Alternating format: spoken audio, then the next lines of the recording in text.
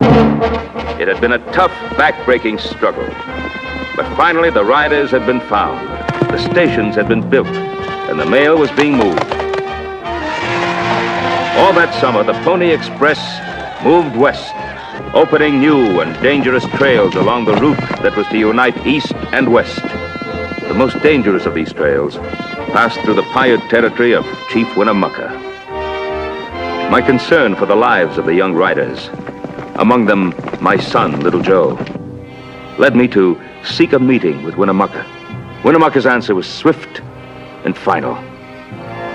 You tell your pony men, if they come on my land, I will kill them. With the Pony Riders had come men with big dreams, like Charles Ludlow. His partner, Curtis Wade, also had big hopes, but he lived in Ludlow's shadow until the arrival of Tully.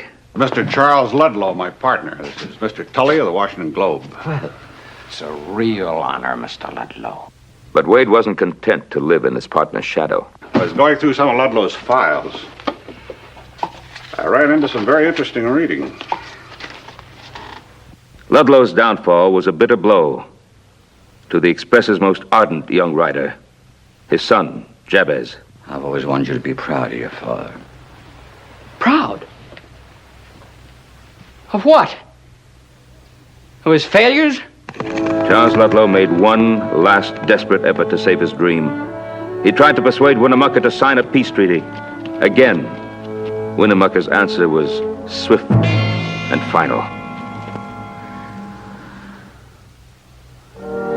Charles Ludlow left us all one thing, his dream. That dream was his legacy, the Pony Express, which is now our responsibility. We will not turn away from it. We will not flinch from this task. God willing, the Pony Express will flourish and prosper. Memorial enough for any man.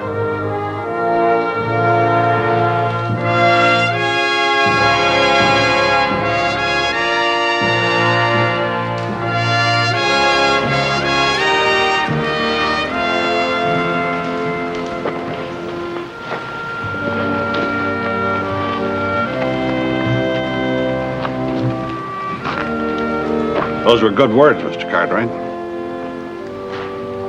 Thank you, Mr. Wade. And you were right. The best thing we can do for Charles Ludlow is to keep the Express going. Going through Paiute territory? Well, that was our decision, wasn't it? I think we ought to reconsider that decision. Charles Ludlow tried to make a treaty and got killed. His death was unnecessary. He should have known better than to try to deal with Winnemucca alone. He tried to prevent the death of others. Or isn't that important to you? The thing that's important to me, Cartwright, is to keep the Pony Express going. Now, some people get killed in the process, that's regrettable. But it's not going to stop us. I'll make this thing work. That's the least I can do for Ludlow. For Ludlow? Or for Wade?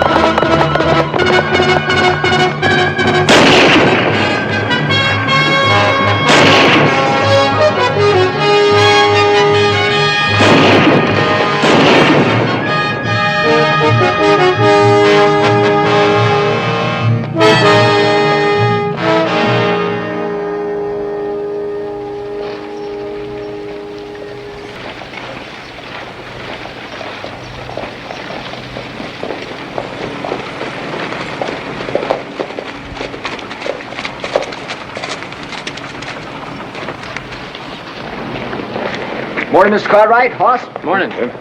Look, little Joe ought to be back any time now, shouldn't he? Right. You our word, are you? Well, that and a buckskin friend is what is known as a father's prerogative.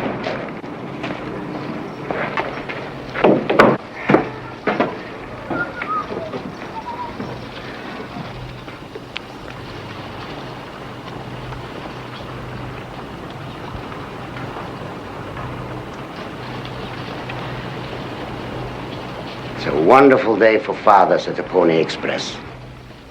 My name is Samuel Bornstein, Aaron's father. Oh. How are you? Well, Fine, of course. You look wonderful. My name is He called you Cartwright. Yes. So you're little Joe's father. That's right. I've known you all from my son Aaron's letters. He is Herb, and he is Hokey. And you're not a writer. No, I wish I could be, Mr. Bornstein. I'm little Joe's big brother, Hoss. Isn't it wonderful? All over Philadelphia, they don't talk about anything else. Those boys, riding all the way from St. Joseph, Missouri, to the Pacific Ocean. It's a miracle. Yeah, that's what it is, Mr. Bornstein. It's a miracle, all right. Luck, Hoke.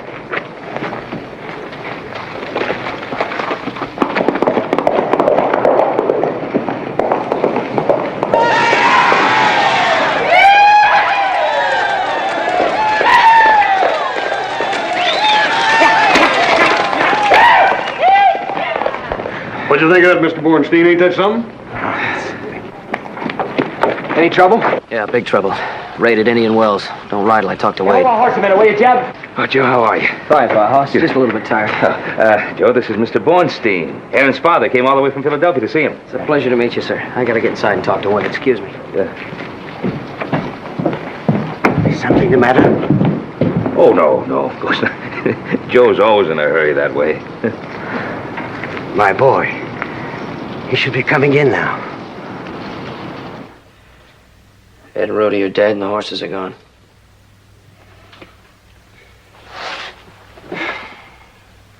We can't afford losses like that.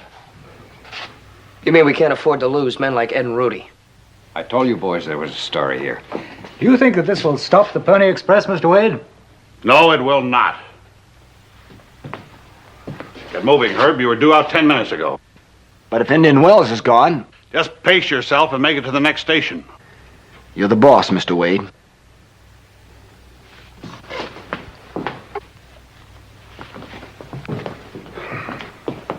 Cartwright. I'm sorry about Ed and Rudy. That mail has got to go through. Yeah. I'd rather like to see the departure, Mr. Wade. In England, they say that your Pony Express chaps are even better riders than the Russian Cossacks. You've heard correctly, gentlemen. Right this way, please.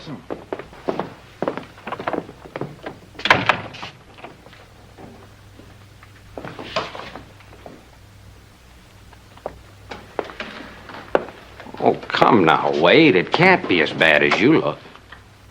Oh, no? Indian Wells is the third station I've lost. We're fighting Indians on a 1,000-mile line. Sioux, Cheyenne, Crows, and now Paiutes. But all that makes excellent copy. Curtis Wade, trailblazer, pioneer, Indian fighter. You're becoming a very important man, my friend. And who knows, with a little luck, you might become an even greater man than Charles Ludlow.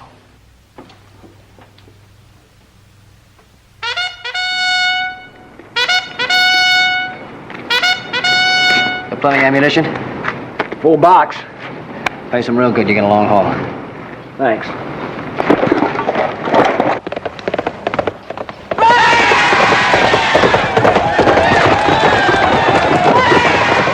It's my boy.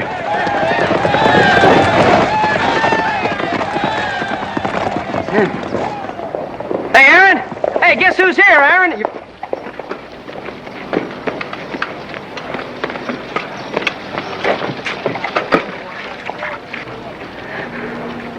Aaron! Aaron! Aaron! It's me. It's Papa, Aaron. Aaron, my Papa. Oh, you don't know. I was waiting to see you. Papa, what are you doing here? What am I doing here? What am I doing here? I came to see my son, my boy. Is that a sin? No, Papa, Oh, stand back. Let me get a good look at your face. Aaron, what's wrong? Oh, Papa, it's just a nosebleed, that's all. You remember when I was a kid, I used to have nosebleeds? Nosebleed? What is a tough Pony Express rider doing with nosebleeds? You should hear how they talk about Samuel Bornstein's son in Philadelphia. Mr. Cartwright, let's buy our sons a beer. You go right ahead, Mr. Bornstein. We'll join you in a few minutes. Oh, fine, Mr. Cartwright. Come, Aaron. Come, we'll have a beer. You loved Aaron all the time, didn't you? Oh.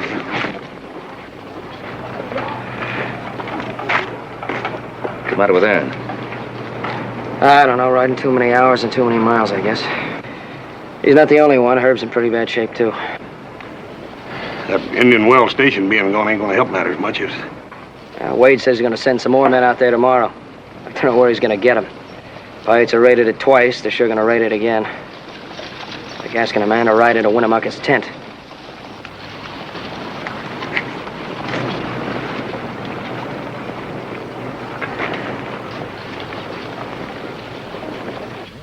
One thing doesn't change. Philadelphia, Virginia City, beer is beer. Hey, young man. Are you sure you're old enough to be in a saloon? Well, I guess if I'm old enough to ride the Pony Express, I'm old enough to have a beer in a saloon. Come on, now tell the truth. The only time you ever used a razor was to cut out pictures from the Police Gazette, ain't that right? Aaron, how long since you know this little boy? Well, he's a pretty new man, Papa. He replaced Emmett Carver. Emmett? Isn't he the one who always made the jokes? Uh-huh. Well, what happened? Did he quit? Well, Papa, yes, he quit. Quit? I thought you told me he was killed by the Paiute. Aaron, this cough, what's wrong? It's the dust, Papa. That's what does it. It'll go away. It'll be all right, little Joe? Yeah. Yeah, I think it's probably just the dust, Mr. Bornstein. I wouldn't worry about it. 3 more beers for our friends. Company's here. Well, looks like you're having a little celebration. What's the occasion? We're just having a friendly little beer. Wouldn't you join us? These riders carry the mail. It's a dangerous job. They have to be sober to do it.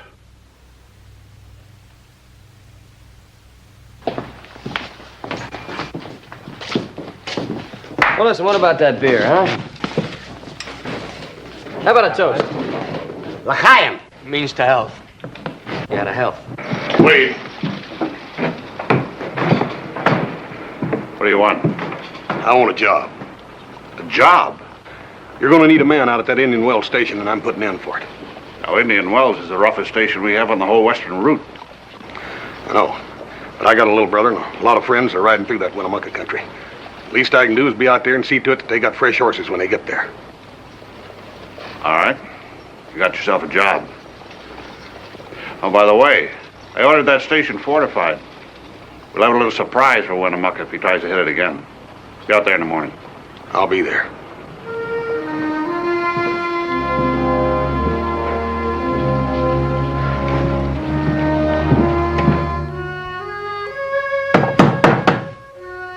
Jabez?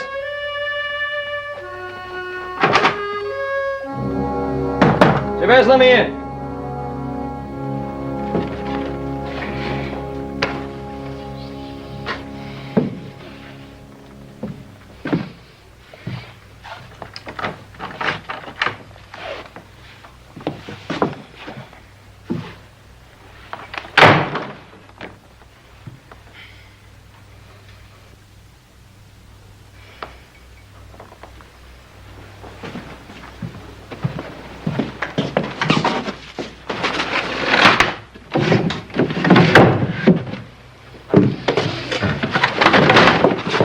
Happened to you? You want a drink? No, thanks. Well, I do.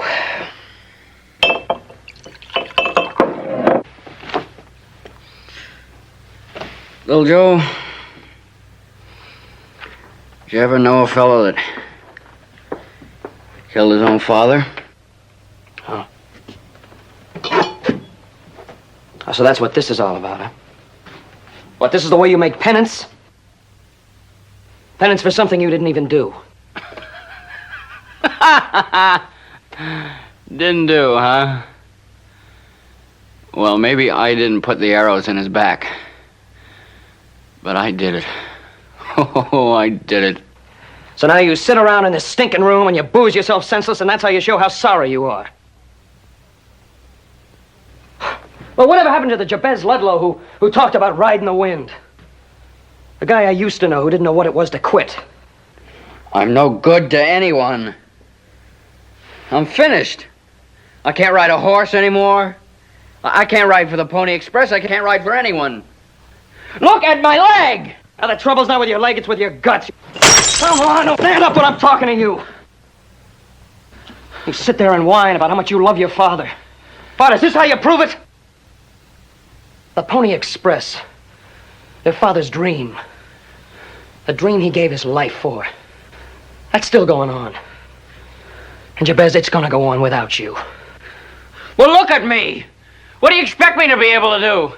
Well, you can still think. You can still use a gun. You can still ride well enough to go out to Indian Wells and help my brother Hoss repair it. There's a lot of things you can do, Jabez. If you just had the guts.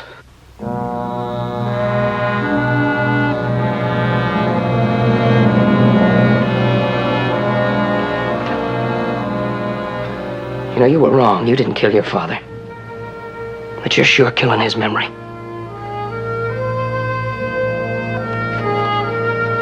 Joe.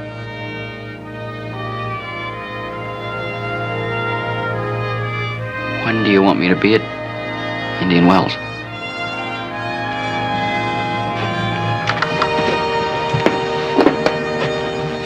As soon as we get you a cup of coffee.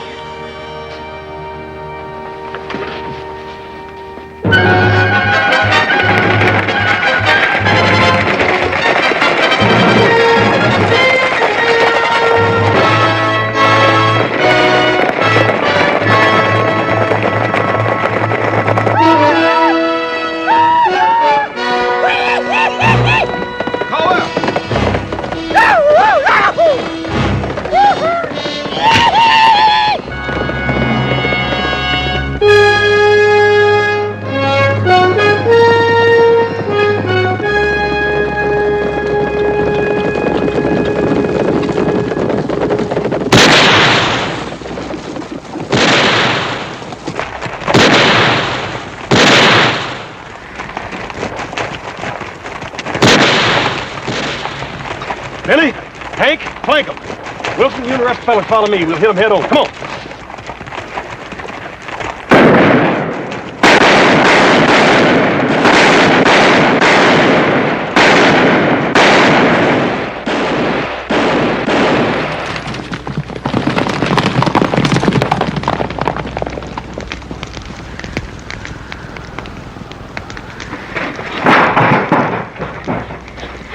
Well, looks like they're all cleared out of here.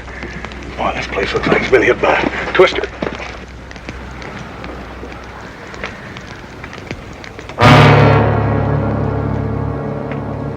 It's Herb.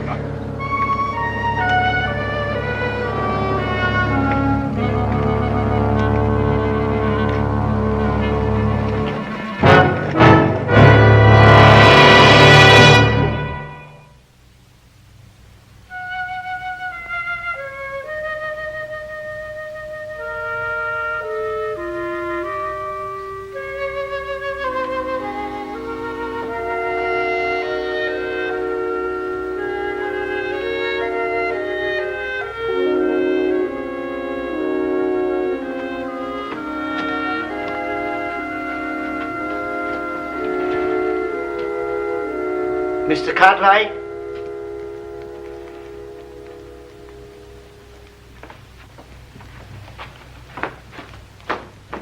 Mr. Cartwright?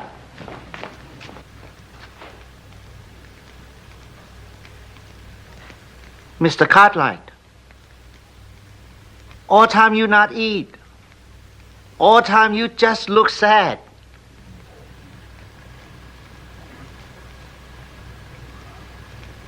Listen to this house I'm singing. Listen to the silence of it.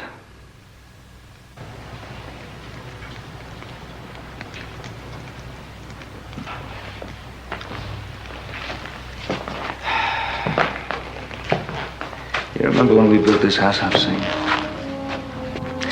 This room was filled with so much happiness.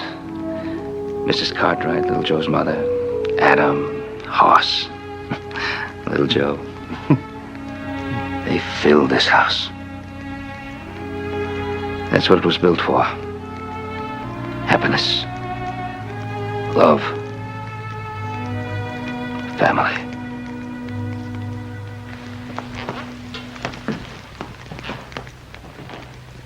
Hopsig not like silence either.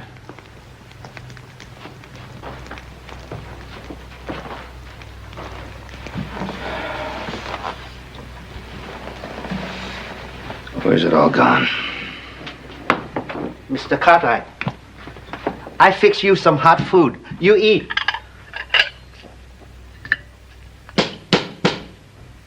Somebody at door.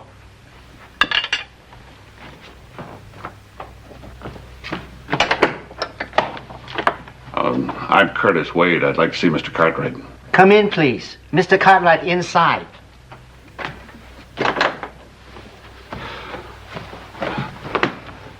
Mr. Cartwright, Ben, in spite of some of the differences of opinion we've had, you've always been the best friend and supporter the Pony Express ever had. I've tried to help. Well, I've come to ask your help again. Pony Express is in danger of collapse, and I'm just about at the end of my rope. I'm almost through, finished. My riders are exhausted, and I haven't got enough money to pay them, let alone hire new riders. I need 10 horses at Indian Wells tomorrow morning. I haven't got 5 worth their salt. I know it, and the riders know it. The only thing that's holding the Express together is the guts of those young kids. Sit down. I think I can give you 10, maybe a dozen horses right away, and a whole lot more by next week as soon as I round it up. Well, it isn't the horses alone. That mail subsidy still hasn't come through. I need money, Cartwright. Money. How much money? $5,000-6,000.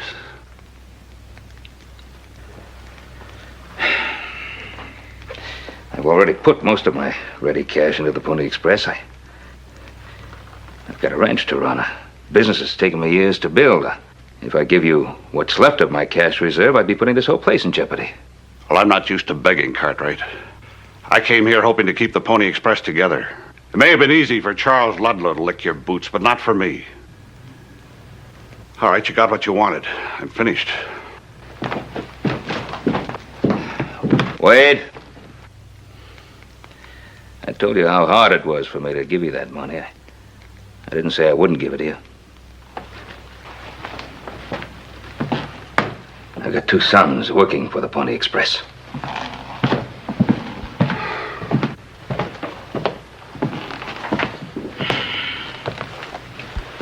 There's $5,000 in here. You can have that, and the horses and the remuda. Ben, I know I'm not another Charles Ludlow. I can't spin words out of the air the way he could, but... Ludlow's dead. All that remains of him is what you've kept alive. The Pony Express. Just so long as you keep faith with that. With those young fellows who lost their lives. I'll keep faith with you.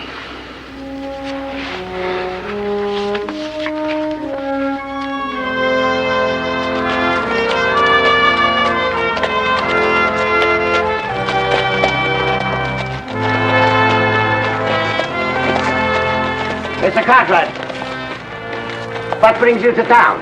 Oh, brought some fresh horses for the boys. Good. And I'm waiting for my errand to ride in. That must be him.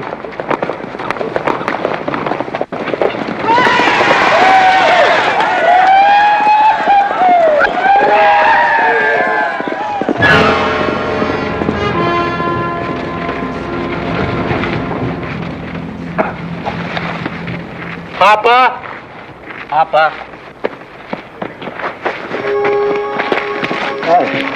Aaron!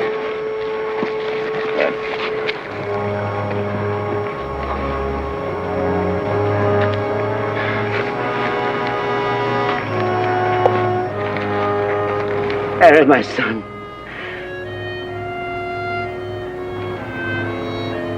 You lived and died for our country. Didn't he, Mr. Cartwright?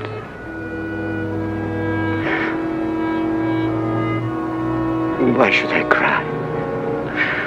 I should be proud that my Aaron was such a wonderful, wonderful boy.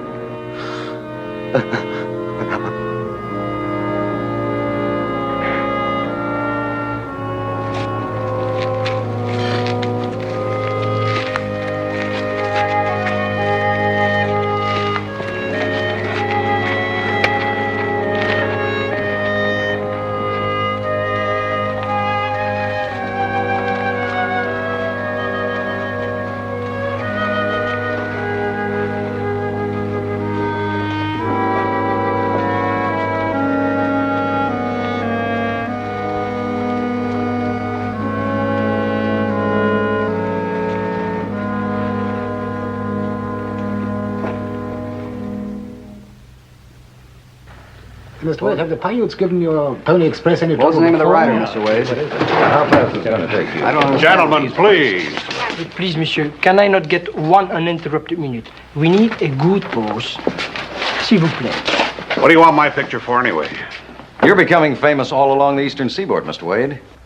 There's a lot of talk about you as a possible candidate when the National Convention convenes next month.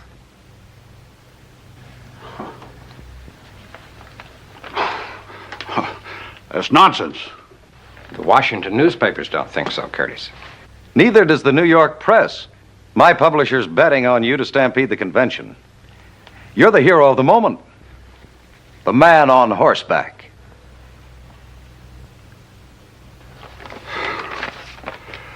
Look, gentlemen, I have a big enough job to do right here.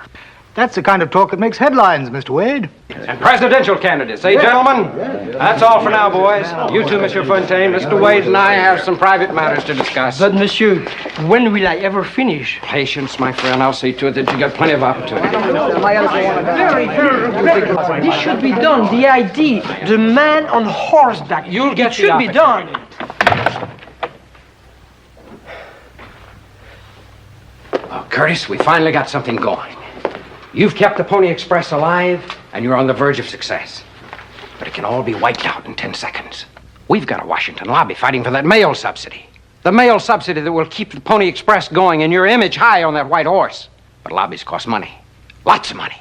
I've given you every cent I have. Well, then you'll have to get more. That or just watch everything collapse. Get more where?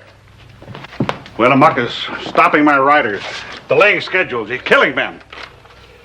My riders are just about beat. Their horses are dying on their feet. Since they hit Indian Wells, there have been 2 more stations deserted by their crews, leaving the supplies and the horses for the Indians. What do you expect of me? You've got that money Ben Cartwright gave you. That's the back pay for my riders. They haven't seen $1 in months. Charles Ludlow weakened, and his indecision cost him everything. It cost him his dream, his reputation, his life. Now there's the Pony Express, the subsidy, and a national nomination at stake. How much does that mean to you, Wade?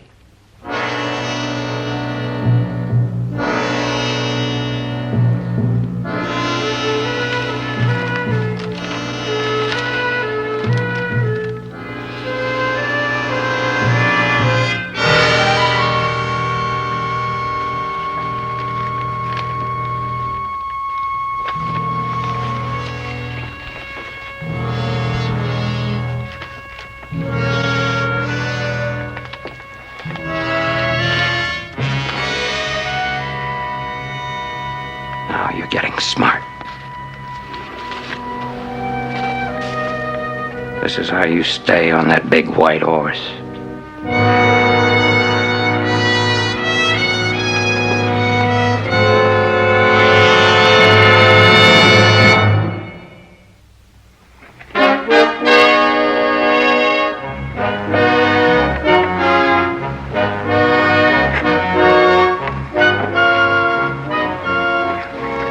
doing, Wilson?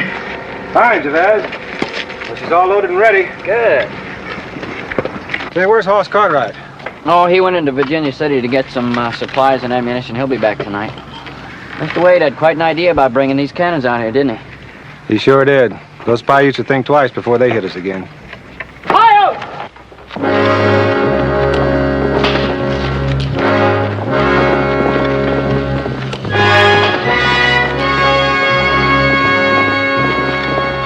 What's that they're dragging? It's a body.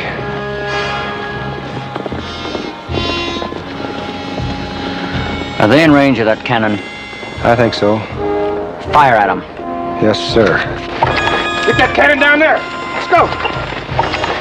Come on, fellas. Go on. That is. Set that range about 500 yards. All right. Fire!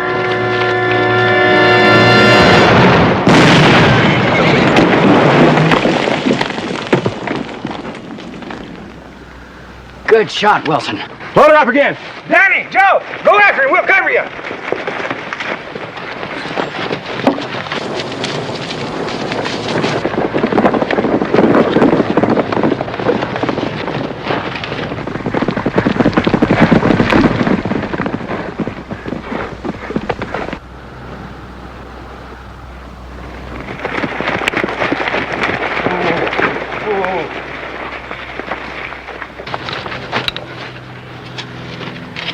It's hard to tell who he is. Dragged through the sand the way he was.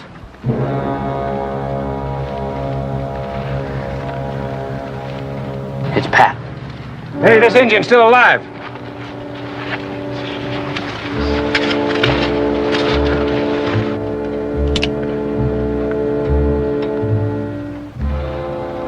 Wait a minute, Jabez. We ain't just got a Paiute here. This one's Bear Dance, Winnemucca's son.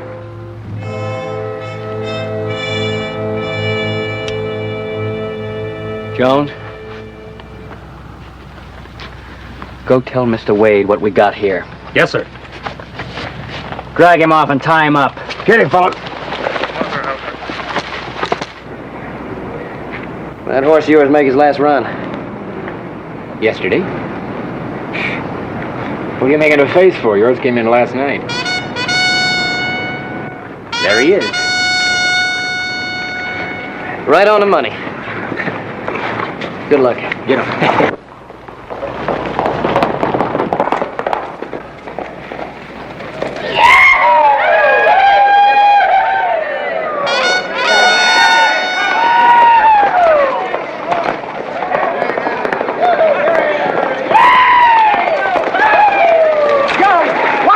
There's pirates all along the trail!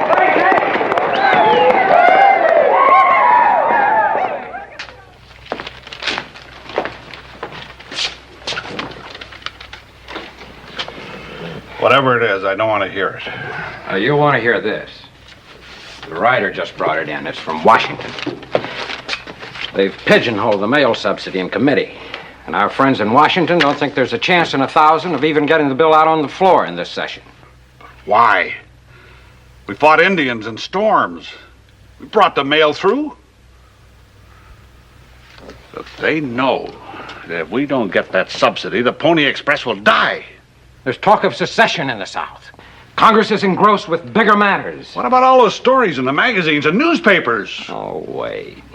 There is nothing more dead than yesterday's news. But I will say this. Looks like it took a civil war to beat you.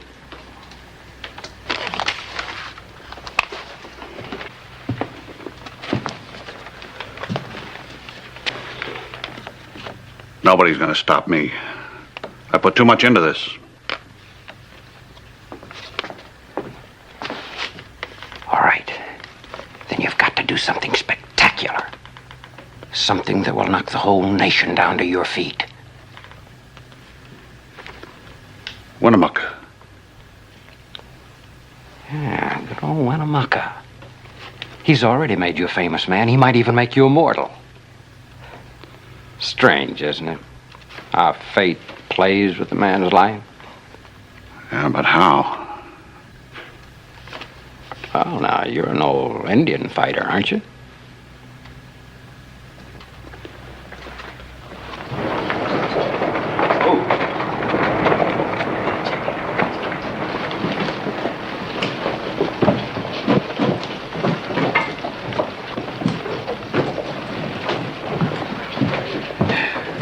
Oh, hi, Paul. Boss? That's 8 kegs, powder, and 400 rounds of ammunition, Billy. That ought to do it. Thank you.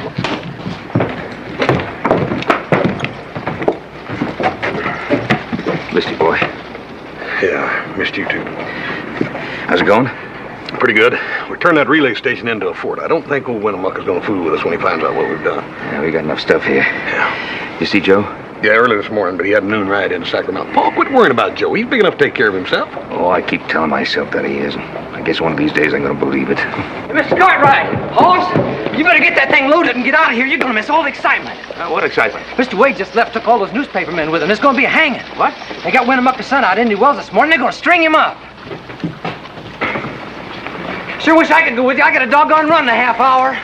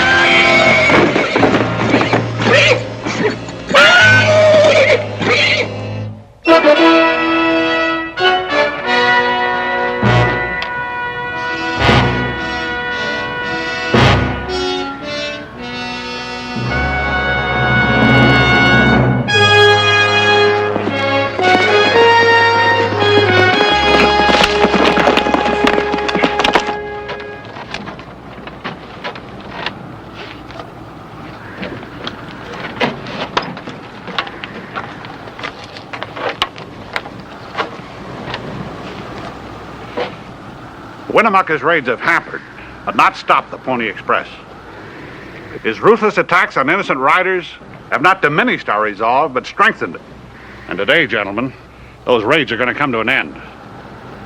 The Paiute chief must claim his son's body by sundown or lose face before his tribe. So these sneak attacks will stop. We're forcing him out in the open.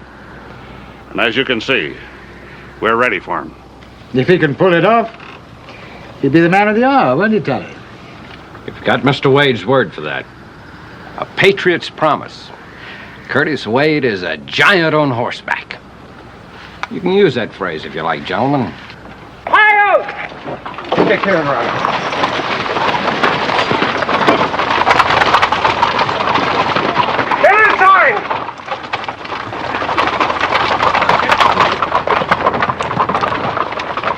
Hold it.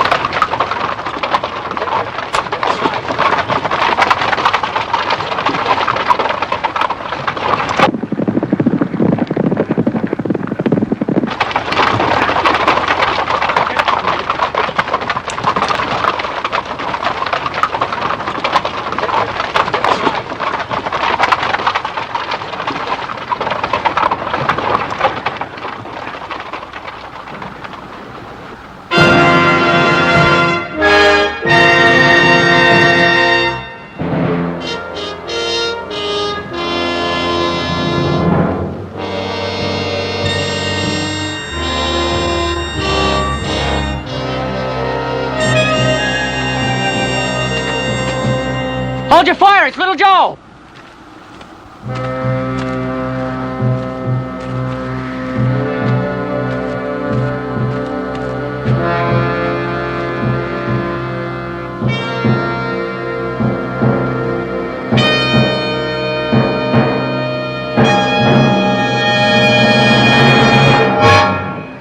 for it, Cartwright. We'll cover you. I gave Winnemucca my word I wouldn't try to get away. You don't have to keep your word. Winnemucca's willing to make a trade. My life for his son's. If you're willing to do that, he'll stop making his raids on the Pony Express and he'll talk peace.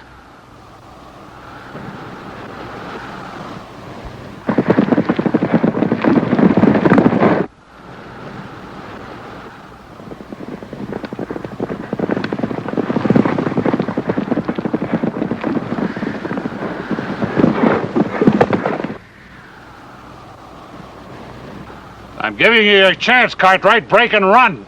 I'm hanging this Paiute. Why didn't you hear what I said? Winnemucca's willing to talk peace. Winnemucca's trying to trick us. Can't you see that? He doesn't want peace. He wants his son back alive. Get ready to fire. Get ready to fire. I told you I brought you out here to see a hanging and the end of Winnemucca.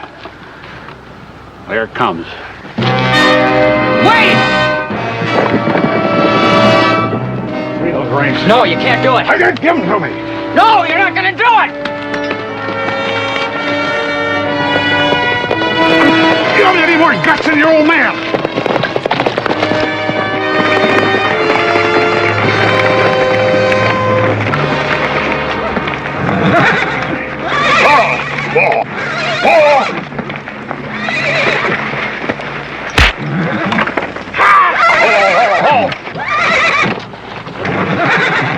Get out of here!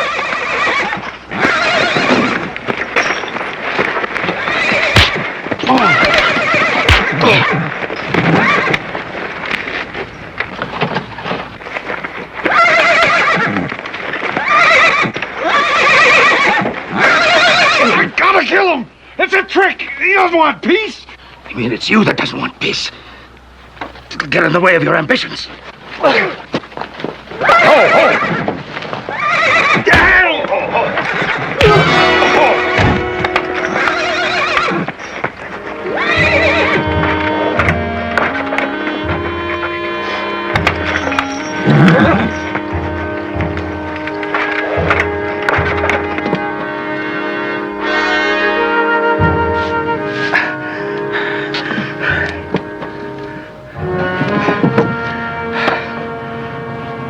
Go home, boy.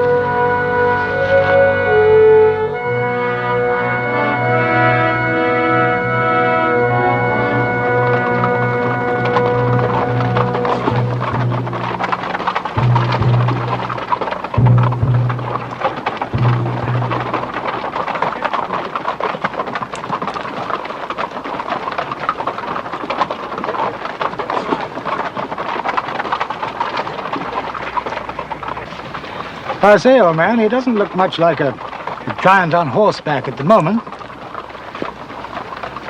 Does he? Cheer up, Tully. There's always another story.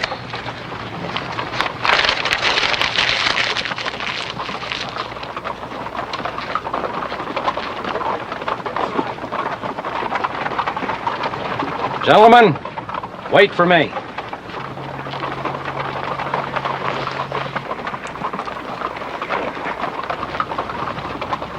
It's up to you now. Gonna keep the express going? You bet we will. Great ideas, great enterprises don't die easily. Not when they're built on great dreams and great courage. The Pony Express was that kind of great dream. And the young riders who carried the mail and bound a continent together provided all the courage. I think as long as men are alive, they'll remember and tell tales of those young riders who blazed their way into the history of our nation.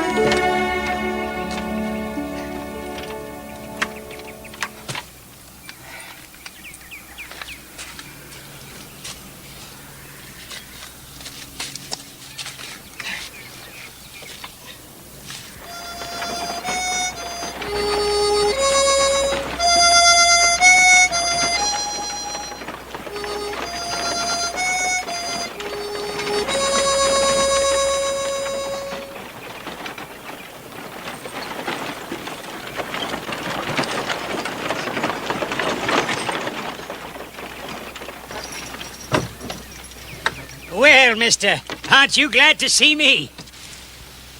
Well, mister, I'm glad to see somebody. Hey, Sonny, roust out of there, Sonny. Roust out.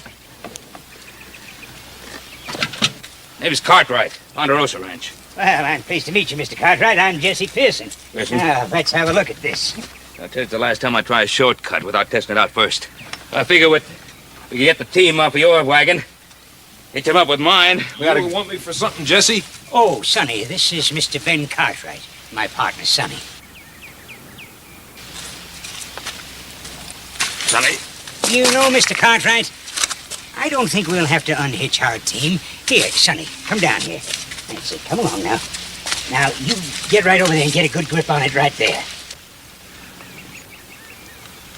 Well, you're not going to have... He'll try.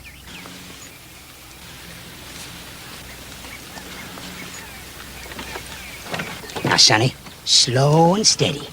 Just lift it straight up. Anytime you're ready, Mr. Cartwright. Yeah! Yeah!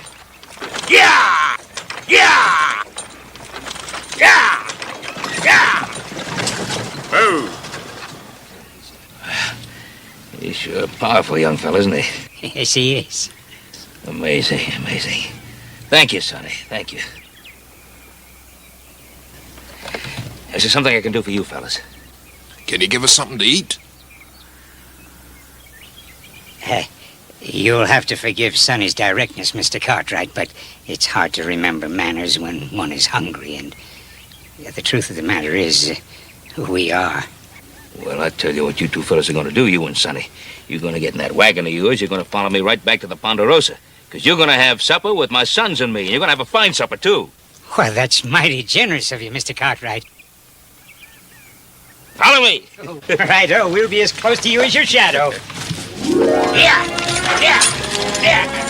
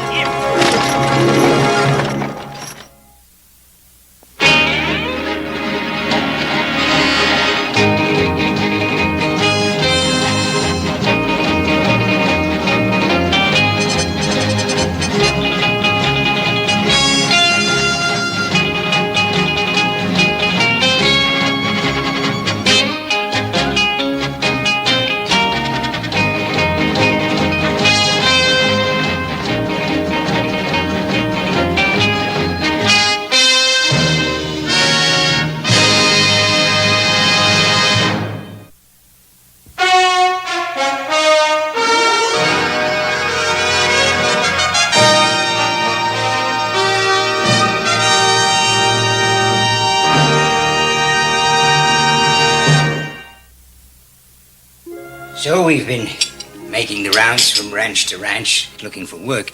Wranglers, farmhands, odd jobs, anything at all, you know. Well, it's a pretty tough time of year to get any work. Brandon over and harvest not for another couple of months. Sure ain't gonna be easy. Yes. Well, Sonny and I never let a temporary streak of hard luck get us down, do we, Sonny? That's right, Jesse. Excuse me, are you two related? Well, not in the flesh, Mr. Cartwright, but certainly in spirit. We first met some time back when we were both traveling with the carnival in the East. We sort of hit it off together, and, well, we've traveled like kinfolk ever since. Carnivals, circuses, sideshows. Yes, we've seen every small town across this wide country of ours, haven't we, Sonny? Yeah, Jesse looks after me, and I look after Jesse. Yes, that's right. Birds of a feather. Flock together. Yes, yes. That sounds like a pretty exciting life, though, traveling around like that. Very exciting. Yes, but, well, we've decided that we've had enough of it. And we're going to go to Oregon, and we're going to live off salmon for the rest of our lives. Just salmon? Well, Sonny became fascinated with salmon when I told him how they swim up waterfalls. I don't blame you, Sonny. It kind of fascinates me, too. Yeah, we didn't like the carnival anymore. And we're going to go up there, and we're going to live all by ourselves, just Jesse and me. And there ain't nobody that's going to bother us no more. Well, I think it's time we spread up. Bedroll, Sonny. That is if Mr. Cartwright doesn't mind us camping on his place tonight. Not at all, but like I said, there's plenty of room inside. No, thanks. We'd be much happier under the stars. So if you'll excuse us, we'll bid you all a fond good night, and thank you again for a marvelous supper. Oh, you're more than welcome. Jesse? Can I thank him, too? Why, certainly, Sonny. You go right ahead. Thank you very much. You're welcome. Good night, gentlemen.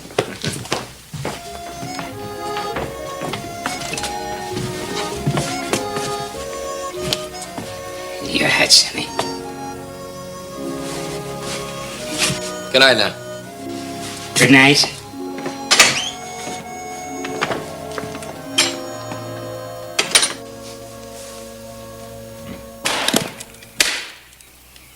We mortals live but for the day, and with bellies full and company good, let the morrow take care of itself. What is it the Persian says about life, Sonny? Unborn tomorrow. Dead yesterday. Good. Why fret about them while life be sweet today? What does that mean, Sonny? Well, that means that we don't bother ourselves about what's gone and past, and we don't fret about what's going to happen in the future, because we like it just fine with what we've got right now. Very good, Sonny. Very. He remembers everything I tell him. Well, you're giving some beautiful things to remember. Thank you. you. You boys have been pretty busy, haven't you? You didn't have to chop up all this wood. Well, your cook was kind enough to supply us with an early breakfast, and Sonny and I were just returning the favor. Well, that's awful nice of you. Morning. Joe? One of the hands just told me Dal Brightman's got a string of new horses over at his place. I thought he might need a couple of hands to help him around the stable. Well, we certainly could use the job. Well, I just want to let you know I got to get back to work. Take care.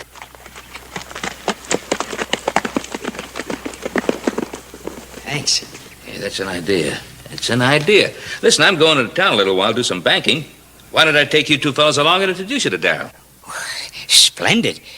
But would it be all right if Sonny waited here while you and I rode in? Jesse, can't I go with you? But I'm just going in to talk to the man about it, Sonny, that's all. Mr. Cartwright, could... Oh, Horse, come on over here. Horse, it's a beautiful day, isn't it? Yeah, it's a pretty day. It's a beautiful day for fishing, isn't it? Fishing? Yes. And Sonny loves to fish. Would you mind taking him along? Mind? Of course he wouldn't mind. Give me a chance to show old Sonny around a little bit, too, huh? Good. Jesse, can't I go with you? Now, I'm only just going to talk to the man, Sonny. And you know, there's nothing I like better than fresh-caught trout. You suppose you could catch me a big one for lunch, Sonny? You bet I can, Jesse. I'll catch you the biggest old trout you ever did see. Good. Now, listen carefully, Sonny. While I'm gone, you do what Hoss tells you. You listen to him just like it was me telling you. You understand? Sure, Jesse. Good. Jesse, how long you gonna be gone? I'll be back before you even know I'm gone. Come on, Sonny, let's don't keep them trout waiting. Let's go get the pole.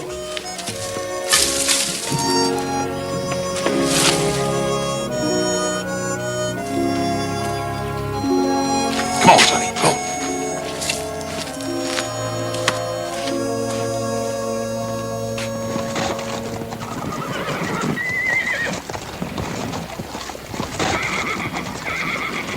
Well, they're a wild bunch, all right. You know, in fact, the drover I bought them from, he was mighty glad to get shed of them.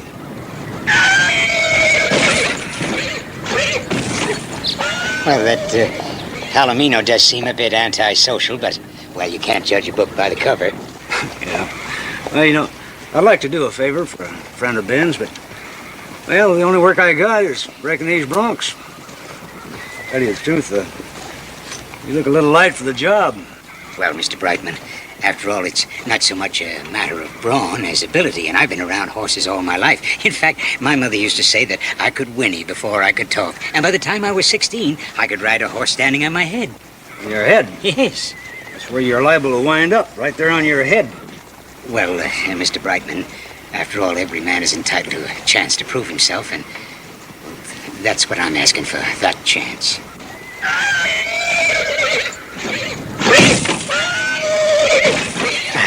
And you know, Mr. Brightman, the Constitution of these United States specifically says that all men are created equal and that each is endowed by his creator. All right, you're going to talk my leg off unless I see what you can do. Well, you go ahead. It's your neck. Thank you, sir, thank you. I think I'll start by getting acquainted with that Palomino. See if his disposition matches the look in his eye. Oh, yes.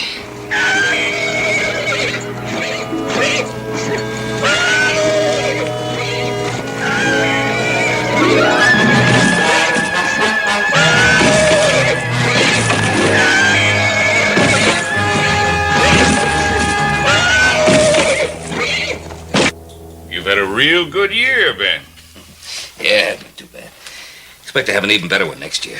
You know that north pasture, well, we've got it all cleared and fenced, and that means I'll be able to double my herd of feeders. Providing, of course, you approve the loan application. Well, you're a pretty fair risk, Ben. Sorry busting in like this, boys, but there's been an accident. Ben is that fellow that you brought into Darrell to work in the stable. Excuse me.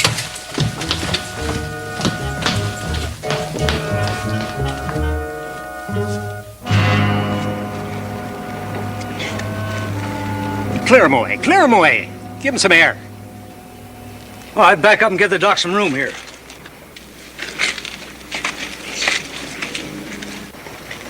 There's that big Palomino, Ben. He pawed and stomped him before he could even get a rope on him. It took 5 of us to pull him out of there.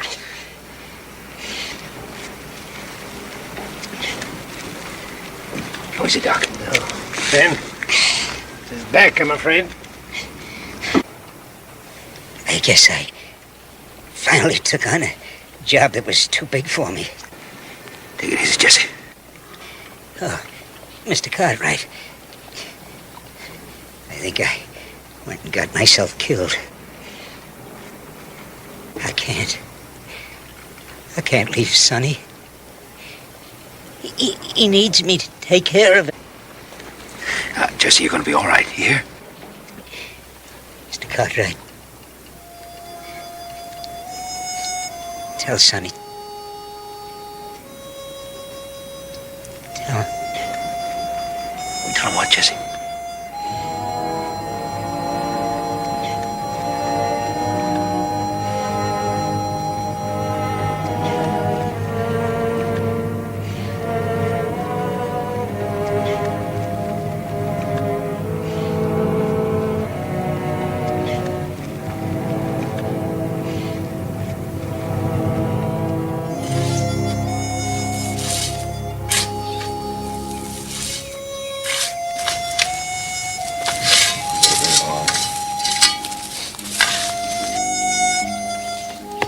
Come on, Sonny, let's go home. Yeah, maybe Jesse's back there waiting for me.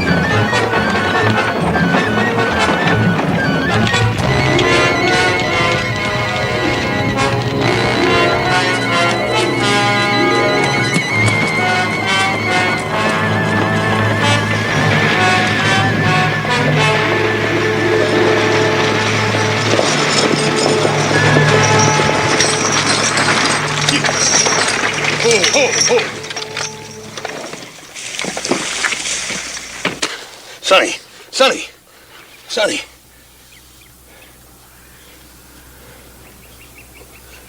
Jesse? Where's Jesse? Sonny, listen to me. Now, listen very carefully. Jesse's dead. He's gone, Sonny. Gone?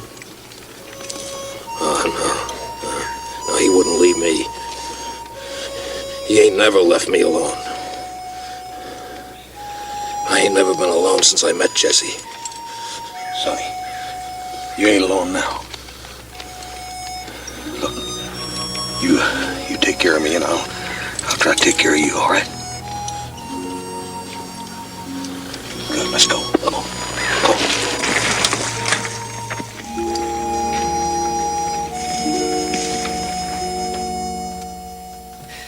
Roy, he was overcome with grief and shock, and he didn't know what he was doing. Now, Ben, I don't question that. But the fact is that he did cause Darrell Brightman a considerable loss. Well, I told Darrell that you agreed to stand good for the damages, and Darrell said he wouldn't press charges. Well? But I still feel that I've got to take Sonny into custody, that it ain't just safe leaving him running around loose. He's not running around loose. He's right here in the Ponderosa with us. Just because he's big and weak-minded, that's not a crime, you know. He'll be perfectly safe right here until we find someone who will take the responsibility for him. And supposing you don't find nobody? I went through Jesse's things. I found that ticket. That must be the carnival that they worked at last fall. Well, it's at least a start, but, Ben, it's going to take a long time to run this down. Meanwhile, what kind of a guarantee do you have that Sonny ain't going to fly off the handle again and maybe cause the kind of damage that money can't pay for? Roy, he is not dangerous. He's a child. All right, Ben, I'll leave him here, and I hope you're right. Ben, I will do my best to track down this carnival outfit. Hope you have some luck, Roy.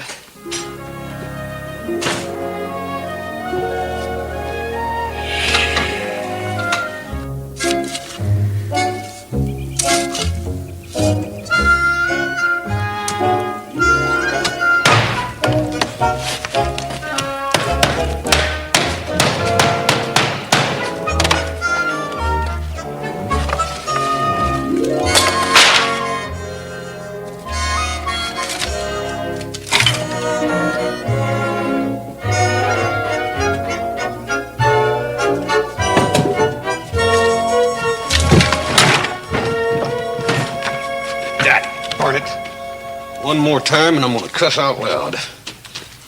Better go on in there and talk to Sonny. What's the matter now?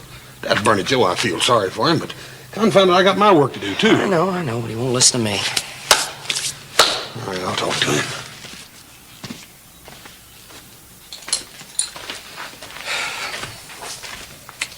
What you doing, Sonny? I have to go find Jesse. He's been gone so long, I just know something's happened to him. Now, just hold on a minute. Just hold your horses. Sonny, you remember what Jesse told you about me, about you listening to me just like it's him telling you? Remember? I remember. Yeah. Well, good. 'Cause I'm telling you now, just like Jesse would, don't go running off nowhere. But Jesse might need me, Oz. No, he don't. I can tell you for sure he don't. But I can tell you for sure I do. I need your help right now, that wagon wheel out there. If I help you with it, then can I go? Well, we'll talk about it after a while. But right now, let's get on that wagon wheel. Maybe you can show me what I'm doing wrong. Come on.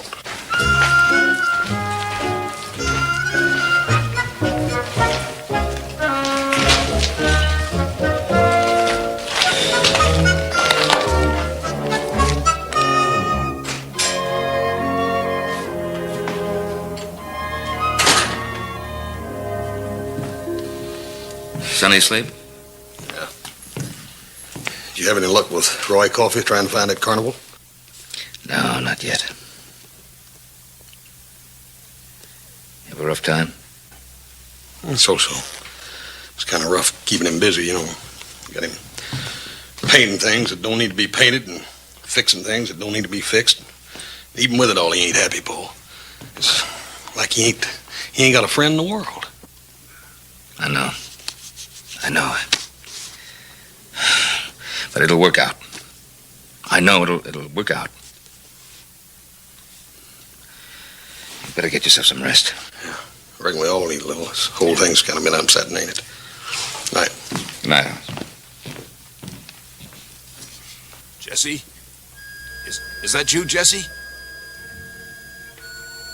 Jesse, where are you? Jesse. Jesse, where are you, Jesse? Jesse? Jesse? Jesse, where are you? Sonny? Something wrong? I heard Jesse's voice, but I can't find him. Well, Sonny, Jesse's gone.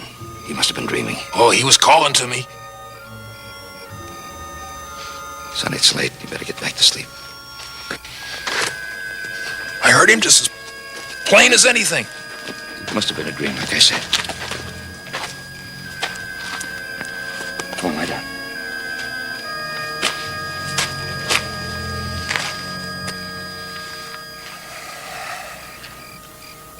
You all right now?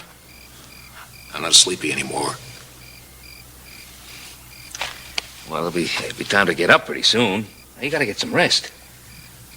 I'm not sleepy.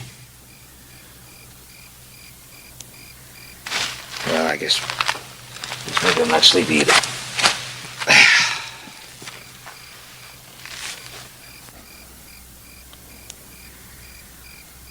When is Jesse coming back for me? Well, that's one of those unborn tomorrows that you and Jesse don't like to think about, is it? Yeah.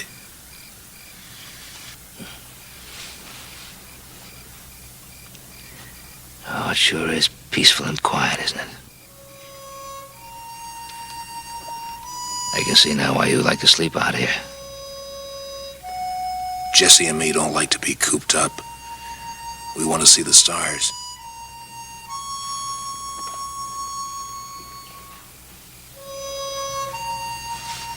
They sure are bright, aren't they?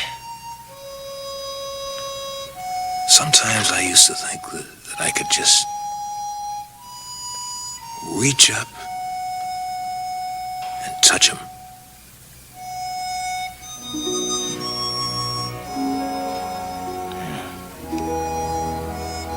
Feels as if we could almost do it, doesn't it?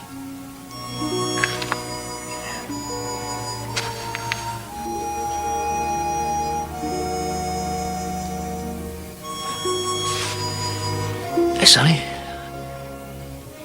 Did you sleep outside a lot when you were a little fella? Did your folks let you sleep out a lot? I can't remember. When you were a boy, I know you like to go fishing a lot. Do you remember wading bare feet in that cold creek? Feel that mud oozing up through your toes, huh?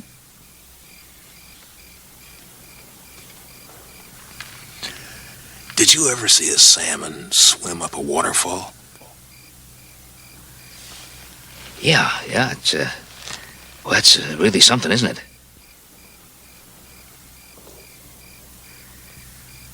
Sonny, don't you remember anything about your folks? A brother or a sister or a funny uncle? Anybody?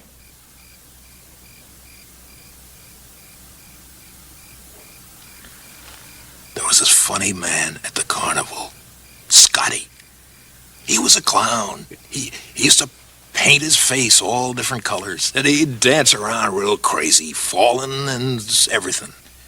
And he used to take a penny and make it disappear right in front of your eyes. He was a funny man. He used to cough a lot, and he used to sometimes late at night cry, and he didn't know anybody else was awake in the tent. But I remember his crying. Jesse told me not to tell Scotty anything about it. And why would a clown cry at night?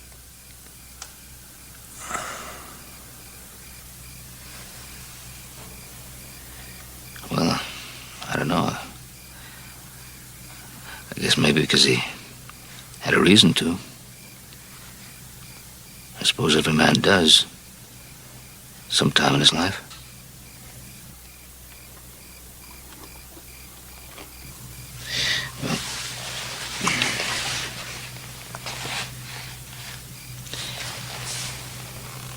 You get yourself some rest now.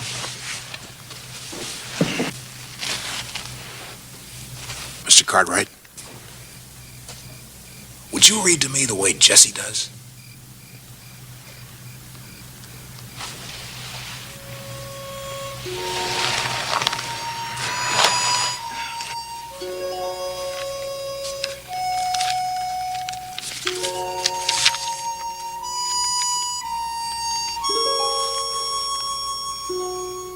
Then to the rolling heaven itself I cried, asking what lamp had destiny to guide her little children stumbling in the dark.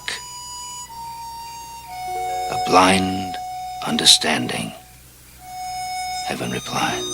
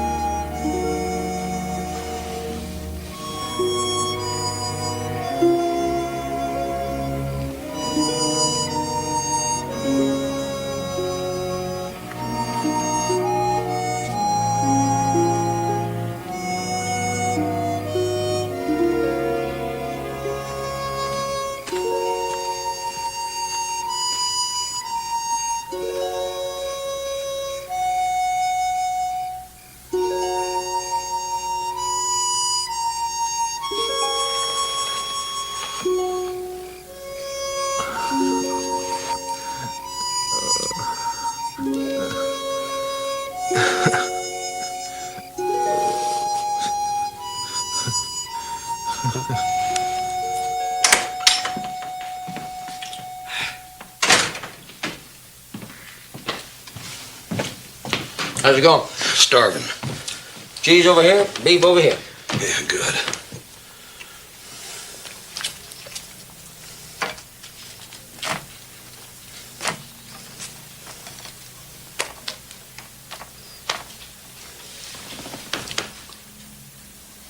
Saves time.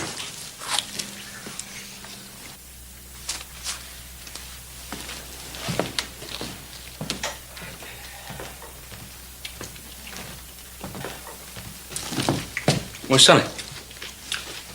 He didn't want to come in, boy. He ain't hungry or something. Well, he's got to eat. Get him in here. Well, Hoss said he didn't want to come in. I know what Hoss said. Now, come on, get him in.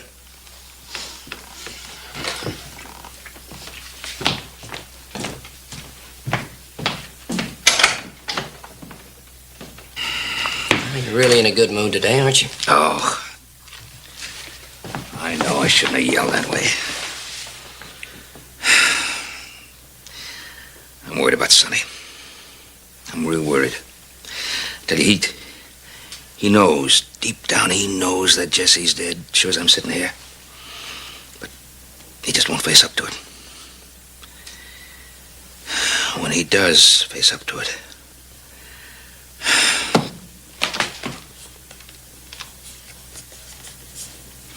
I'll tell you one thing. It's the last time we take any strays into this house.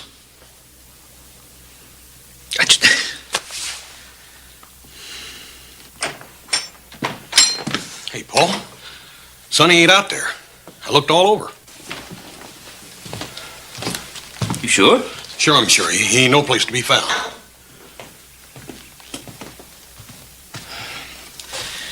All right, let's start looking for him.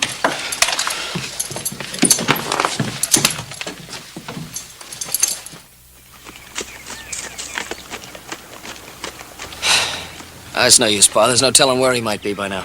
But he couldn't have gotten very far on foot. But we don't even know what direction he went in. No luck, huh? No, I went all the way up the head of Release Creek and then back down through Mesquite Canyon. No sign of him nowhere. Well, he could be in the woods on the other side of the creek. Well, if he did, it'll take more than 3 of us to find him. Yeah, we'd better tell Roy Coffee.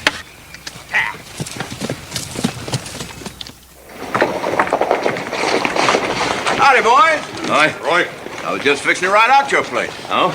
Ben, I got a telegraph from Marshall down in Arizona. Sonny is wanted for murder. What? That's right. It seems that just before they left their last carnival job, Jesse got into a kind of a hard set to with the boss roustabout. Sonny waited in to help him before anybody could stop him. He broke the feller's neck.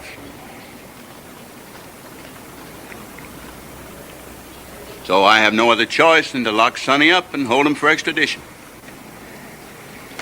Well, Roy, you're going to have to find him first. What? Sonny ran away this morning.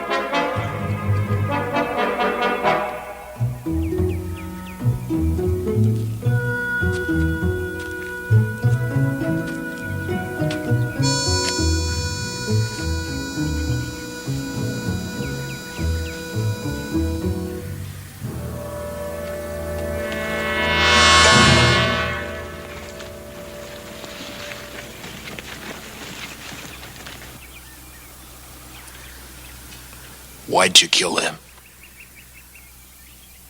He didn't mean no harm. You shouldn't have done it. You reckon he's armed, Ben? No, I don't think so. But he is dangerous. Well, look, I figure we ought to split up into 3 groups. It's a good idea. Each one of us will go with a group. How about you and Bill and You and myself. Fine. And if any of you men run into him alone, use your own judgment. Don't take no chances. We don't want to lose nobody. Yeah, well, try to talk him into giving himself up without a fight.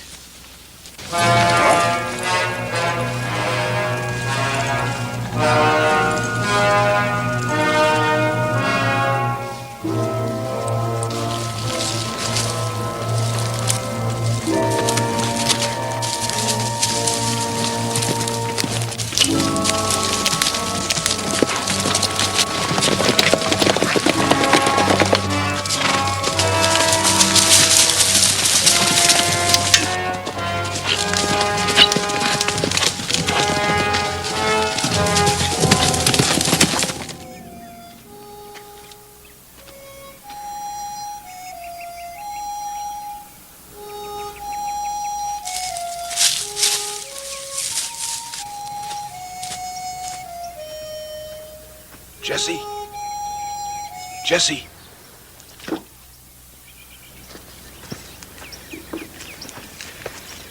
What did you call me?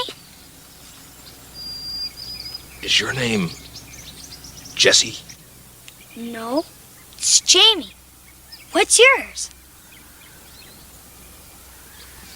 Sonny. Have you been wading? Nope, fishing. Haven't caught nothing, though. Do you like to go wading?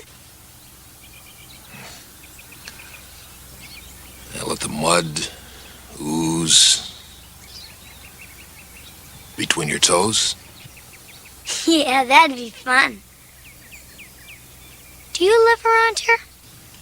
No, I got to go to Oregon. Did you ever see a salmon? Salmon? It's a fish, and it can swim up a waterfall. Aw, you're just joshing. Oh, no, it really can. See, that's why I'm going to Oregon. I gotta see him.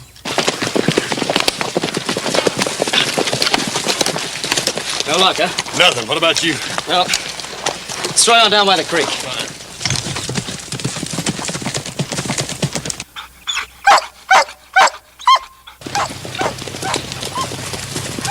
You hear that?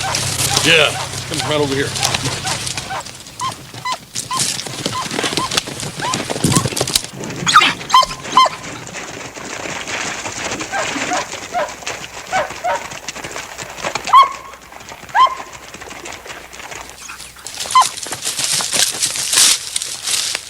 Easy, my ribs busted. We ran into a giant of a man. Out of his mind. Tore into us like a bear. He grabbed old Ed up and flung him over there like he was a doll.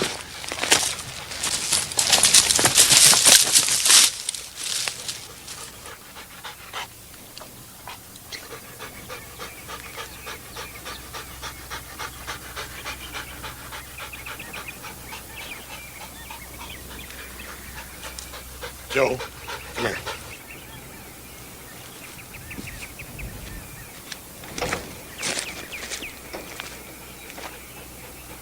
You dead? Yeah. Broken neck.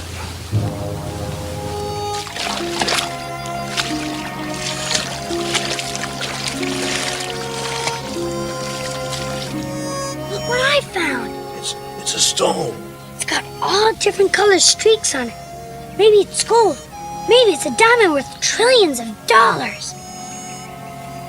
Can I have it? Sure.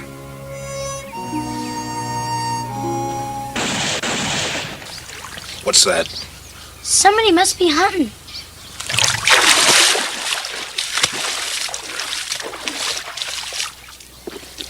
Well, what's wrong, Sonny?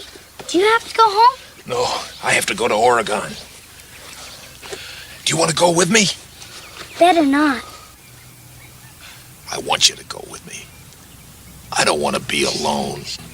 Gee, I don't think my ma'd let me.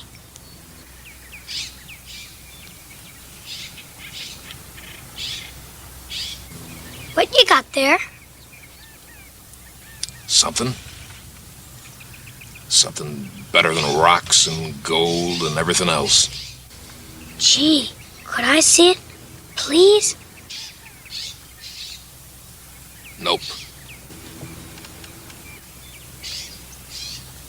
Not unless you say you'll go with me to Oregon. All right. I'll go with you.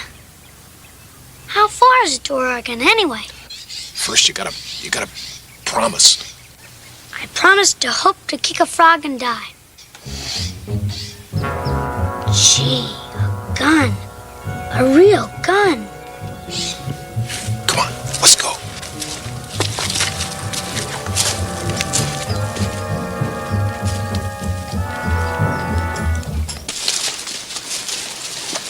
Sonny!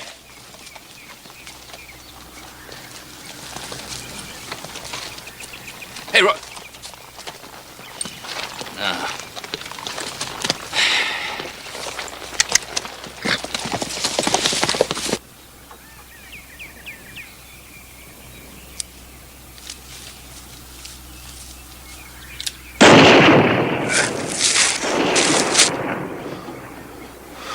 What's the matter? It's just them hunters. Hunters? Sure, there's lots of deer up here. Sonny, let me down. Let me down, Sonny.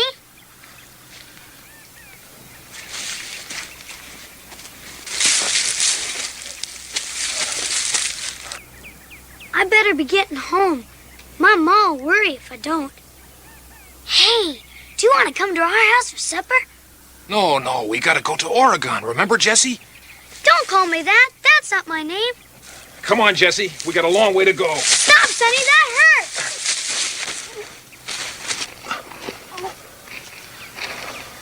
You all right, Jesse? Come on, Jesse. Let's go.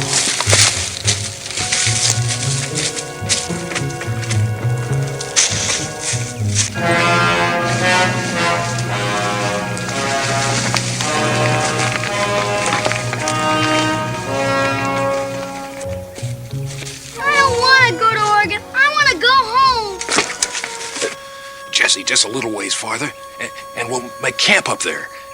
And we'll look at the stars. Jesse, you know the way. Please. All right. Just a little bit farther.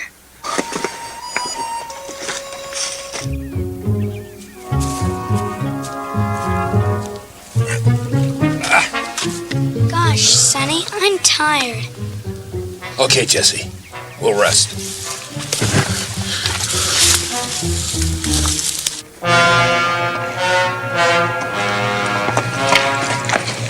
Any trace of them, Bill? Nothing. Well, it appears to me that we... Wait a minute.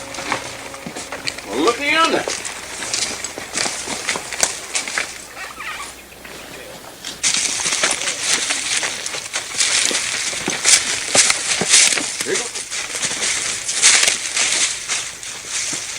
Here he goes.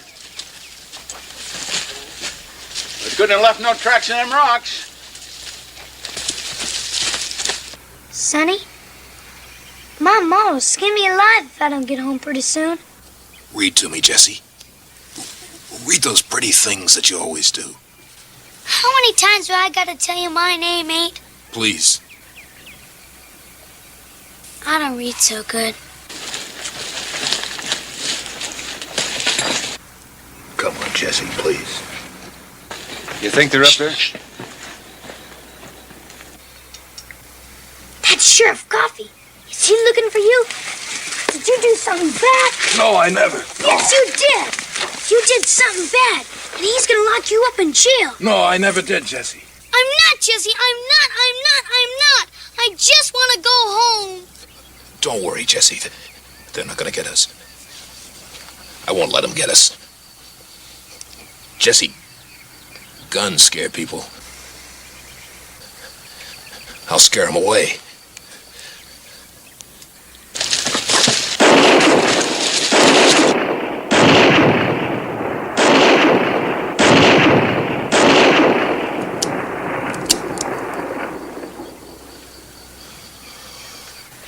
Not even shooting at us, Pa. He's firing in the air. Yeah. They're still there. Jesse, they're still there.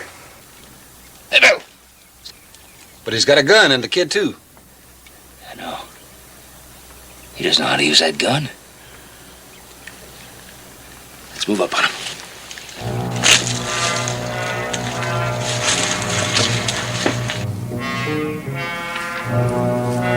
Let go of me! Let go! No, Jesse, no. Don't leave me now, Jesse. It's just over the hill, Jesse. I know it is. We can be there in time for sunset. Please, just a little ways longer, Jesse.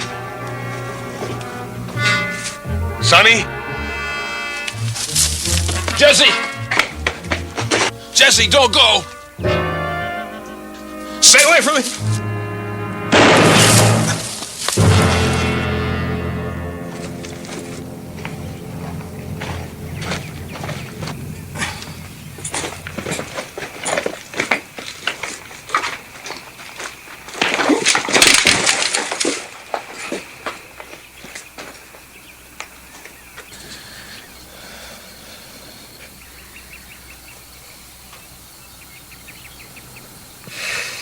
Jesse's gone.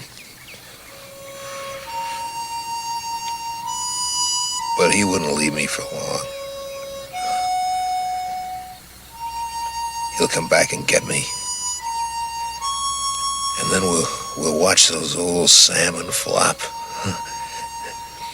And we'll lead the good life.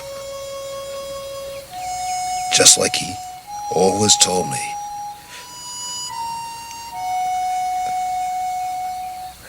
Just like he always said.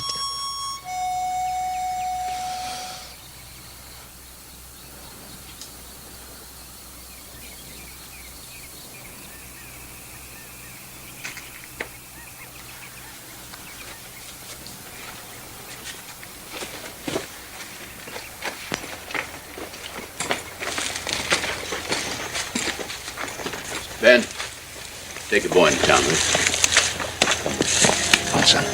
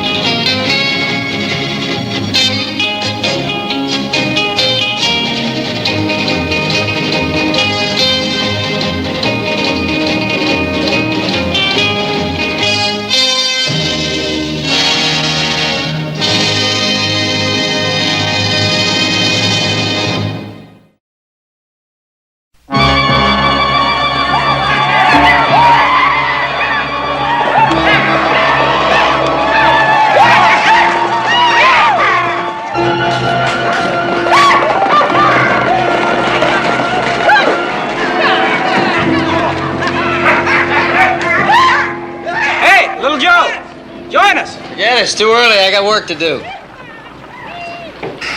Hey, how come is it I always get the hardware to carry and you get the light stuff? Well, brother, I figure you need the exercise. After all, you got a little weight problem. The only weight problem I got right now is in my two hands. Morning, Horace. Joe. Hey, how you doing? Morning, Bill. How's it going? Well, all right, I guess. Sure be glad when Sheriff Coffey gets back from St. Louis. Been nothing but trouble since he left here.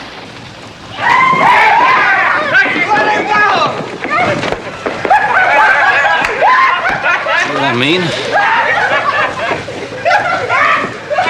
What this town's coming to. Yeah, I heard it's getting sort of wild. Wild? I haven't had a decent night's sleep in 2 weeks. You need any help, Bill? No, that's what I'm getting paid for. $40 a month in meals. See you, boys. Hey, you think you ought to go and give him a hand anyway? Bill knows what he's doing. If he needs some help, he'll call us. Come on, let's get the rest of that hardware. I was afraid you were going to say that. Yeah, right between the eyes. Won't give us a drink, huh? Then you won't be needing these gloves. Hey, they won't be needing his head either, right? Please, fellas. Hey, it's time to give him a free ride like the other one, right? Yeah, let's get over.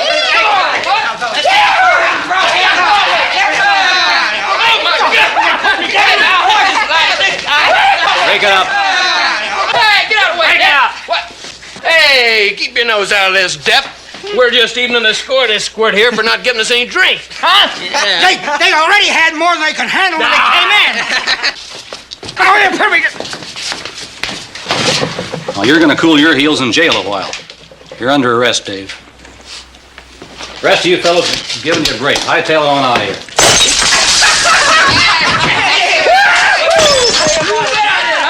What do you think? Hey, what do you think? Right? Now, what do you have to say about it, hmm?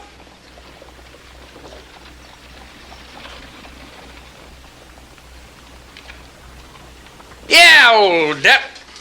Why don't you wake up and we'll talk it all over, huh? Dave. He's dead. What do you mean he's dead? Hey, Depp. Hey, get up. Get up.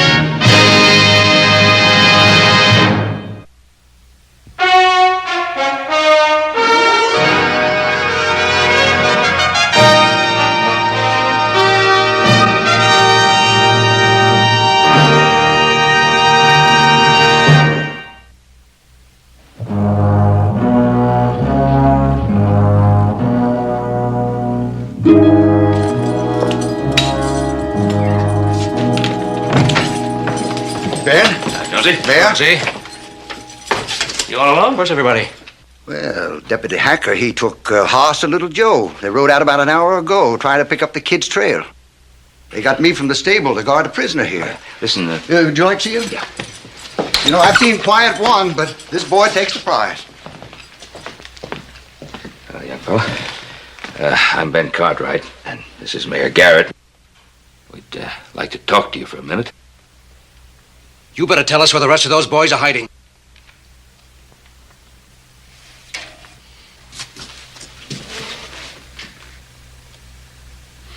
Amos, leave me alone with him for a bit, will you?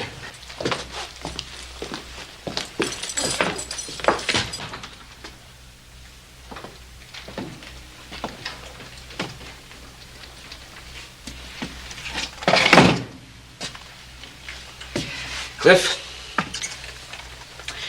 I don't think you realize how much of a pickle you're in. You and your friends killed a man. You put an end to a human life. How do you think I feel, Mr. Cartwright?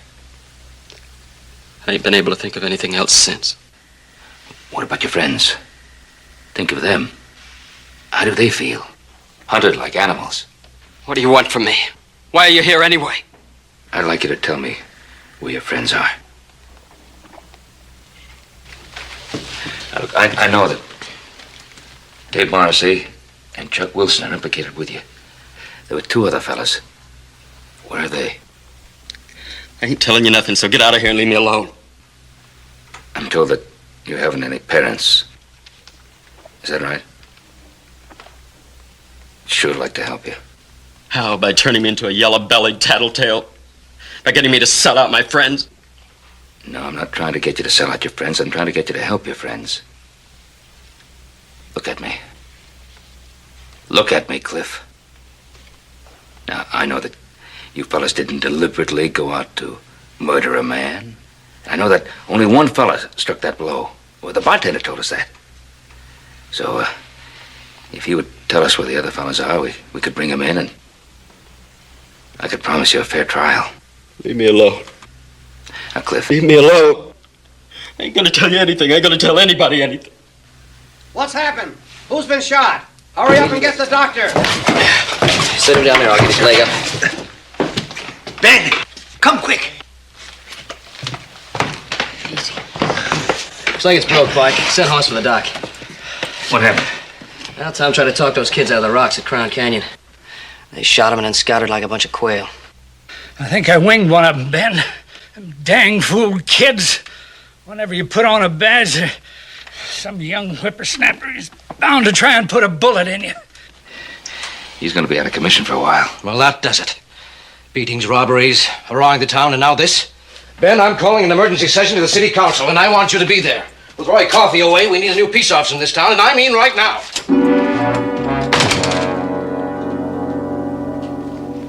The shooting of Deputy Hacker and the death of Deputy Harris dramatically demonstrate our problem. And so I say, if the only thing that sweeps clean is a new broom, then let us get that new broom and get it fast. And with Roy Coffey bogged down in St. Louis until that murder trial is over, Virginia City is in desperate need of a new law enforcement. The kind of law officer who can not only maintain order, but restore order. Now I'm talking about lawmen like Bear River Tom Smitty, Wild Bill Hickok, and Wyatt Earp. I have just such a man in mind. And in exercising my power of office, I wired him to come to Virginia City to accept the post of sheriff. Well, who do you have in mind, Amos? You'll see his name on this message of acceptance. Wes Dunn. Wes Dunn, gentlemen. One of the great lawmen of the West. A man whose reputation for cleaning up bad towns has made him a living legend. I'm convinced he's the man we need.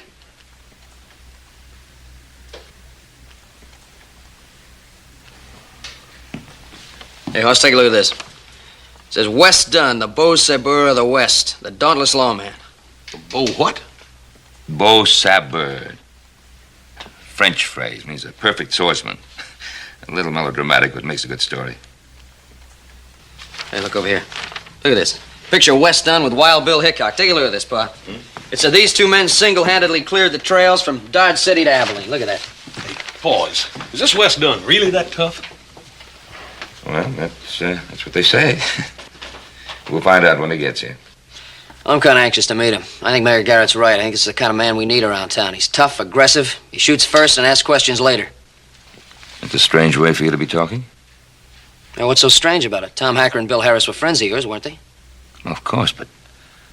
Well, what happened was regrettable, but you don't change your whole method of law enforcement because of one incident. Well, they tried to talk to the Morrissey bunch. Where'd it get them? Well, Joe, that's the risk they took when they decided to become peace officers. Well, for $40 a month in meals, I don't think they ought to have to take that risk. Well, they don't have to take it. They decided to. Well, I think they made the wrong decision then.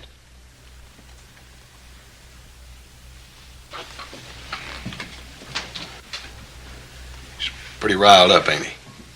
Yeah, well, whole town's riled up. Yeah. Paul, what's this Wes Dunn gonna do about it? I don't know. There's going to be something. According to this, he's the toughest peace officer in the country. I so solemnly swear.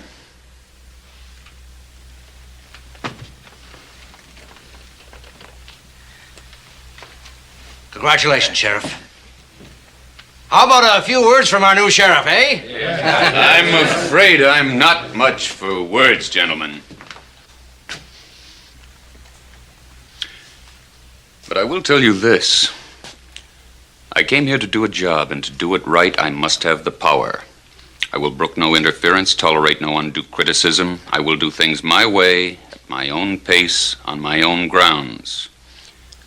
The law is the law and will be upheld. I hope this is clear to everyone. Well, that's well said, Sheriff. I think we've got ourselves a real lawman in Virginia City. And I'm afraid I'm not much for ceremonies either, gentlemen. So I know you'll excuse me. I've got a lot to get started on. Sheriff Dunn, I'd like to have you meet one of our most distinguished citizens, Mr. Ben Cartwright, owner of the Ponderosa Ranch. Yes, I've heard a lot about you, Mr. Cartwright. We've heard a great deal about you, too, Sheriff Dunn. My son Hoss, my son Joseph.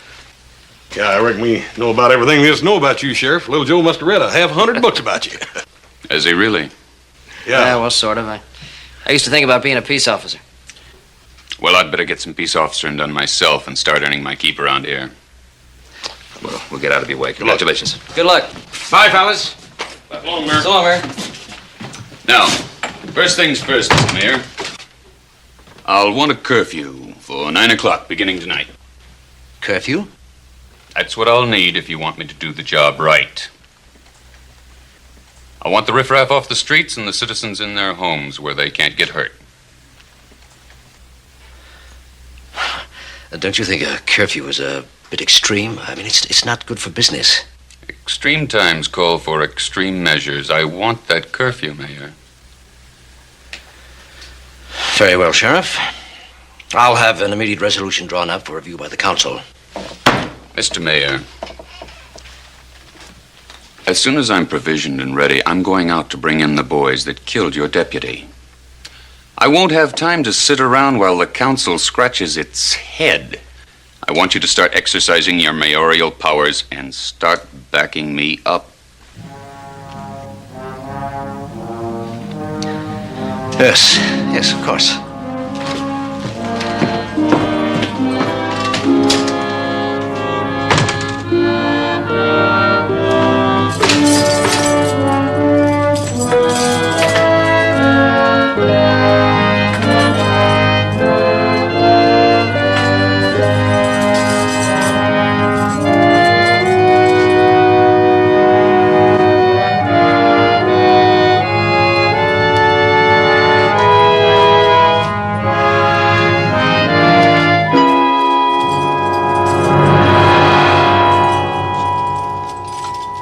I guess you heard I'm the new law here.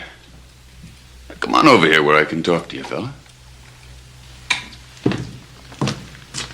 I ain't got nothing to tell you.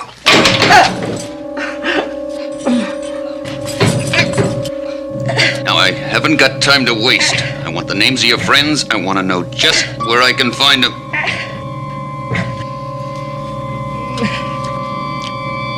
All right. Do it any way you like.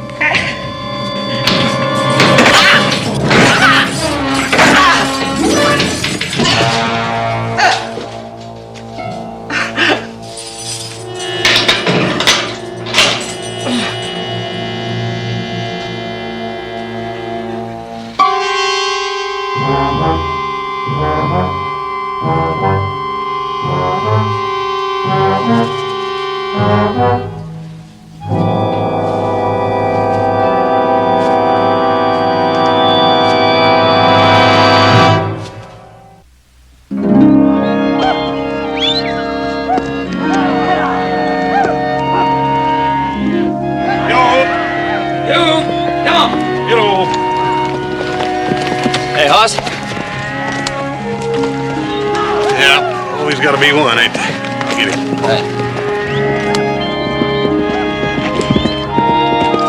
Come on.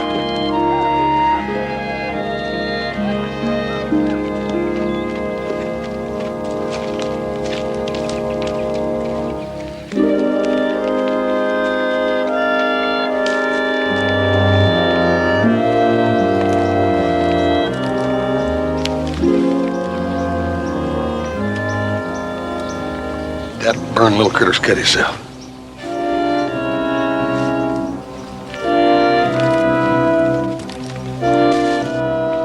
Over there, little buddy.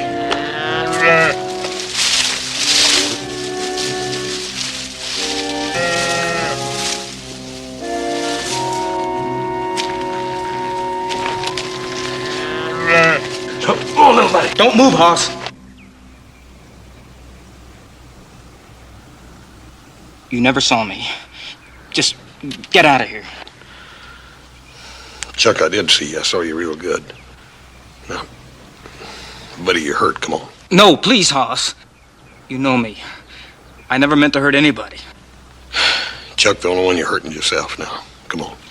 Don't, Hoss. I ain't gonna go back there. I mean it. I don't want to hurt you.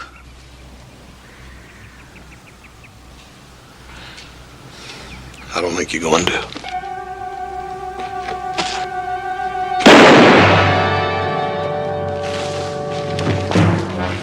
No, I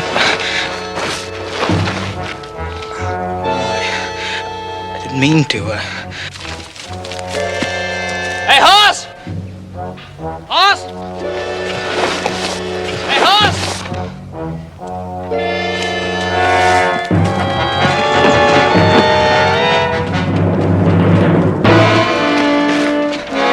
Hoss!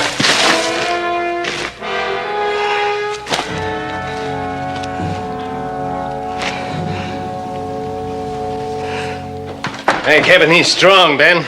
Same wound in a weaker man, he wouldn't have any chance at all. I want you to stay with him. The great danger now is from hemorrhaging. You'll be back in the morning, won't you? First thing. Take care of him now. Night, Ben. Little Joe. Night.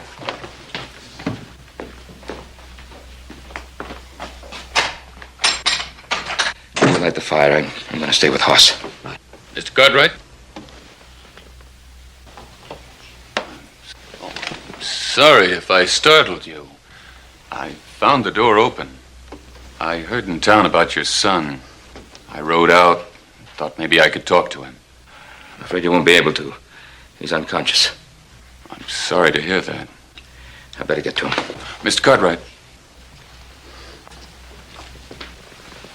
Maybe I can cheer you up a bit anyway. I think it was one of the Morrissey bunch that shot your son. Well, I caught up with one of them. Punk named Fred Roberts. You know him? Yes, he's the son of some old friends. I caught up with him at his mother's place. The fool tried to shoot it out with me. He lost.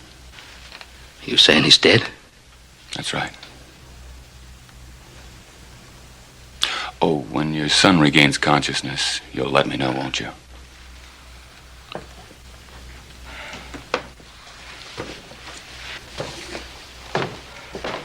Mr. Dunn. You sure that's a Morrissey bunch, huh? Pretty sure. I found some bloodstains leading away from where your brother was shot. So I guess Deputy Hacker was right. He must have clipped one of them. Well, I've got work to do. I'm going with you. No, I don't think so. Why not? You want him too badly. You're liable to go off half-cocked. I can't take that chance. You're darn right I want him badly, mister. I got a brother lying upstairs with a bullet in him. I'm not going to sit around here and wait for the man who shot him to get away. Now, either I go with you or without you. It doesn't make any difference to me. You make up your mind. Get a rifle. I'll see you outside.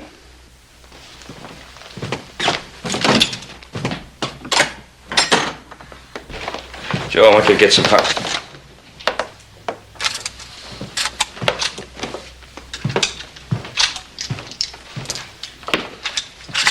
What do you think you're going to do? I'm going with West Dunn. I don't want you to go. Pa, I'm not going to argue with you about this. I said I don't want you to go. Look, when my brother Hoss wakes up, what do you think's going to mean more to him? Seeing me sitting by his bedside or knowing I'm going out to find the man that bushwhacked him? Cartwright, you coming? We haven't got any time to waste.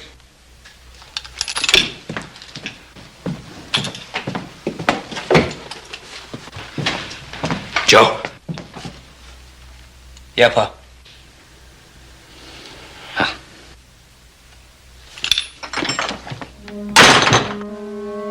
Be careful.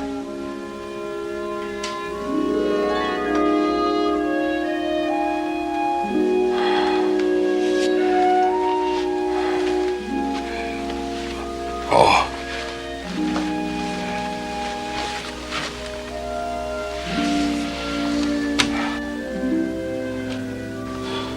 How do you feel, son? A little bit woozy.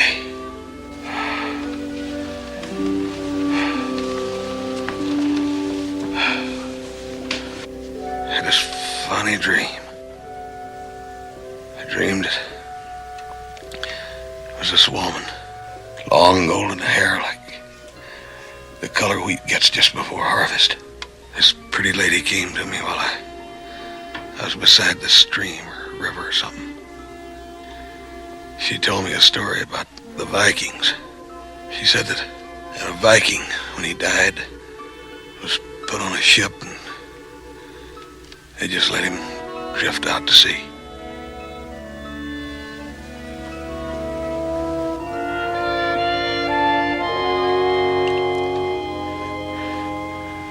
How could you know?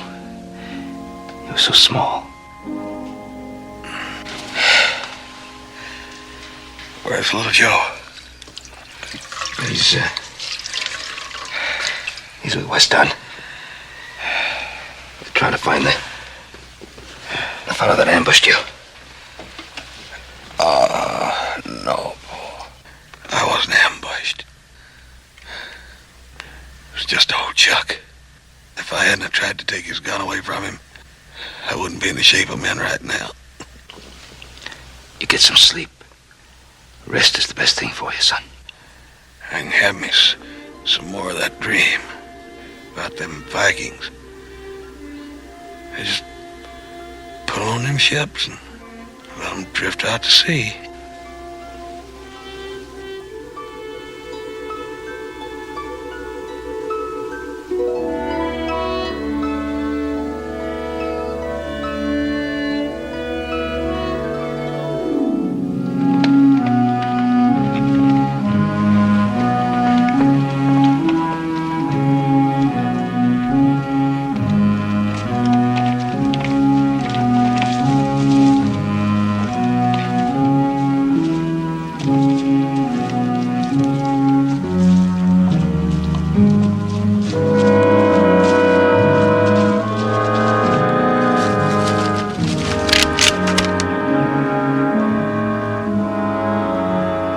Cartwright, you stay here. I'll go on in alone. I didn't come all this way to be left behind. Look, Cartwright, I brought you along so I'd have a gun in back of me. Not in front of me, not to the side of me, but in back of me. There's a side entrance there. Cover it, huh? All right, you're in charge.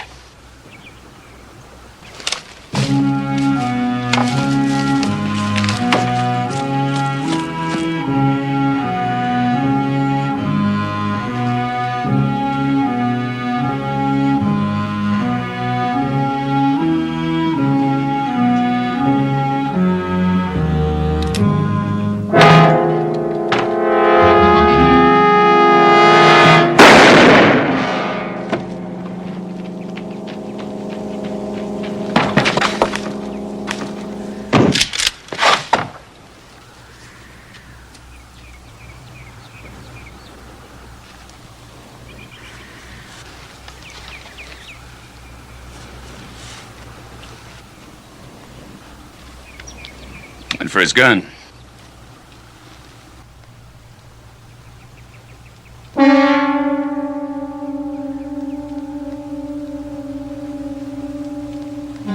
Which one was he? It was Paul Curtis. We'll send somebody back to pick him up. We still got work to do.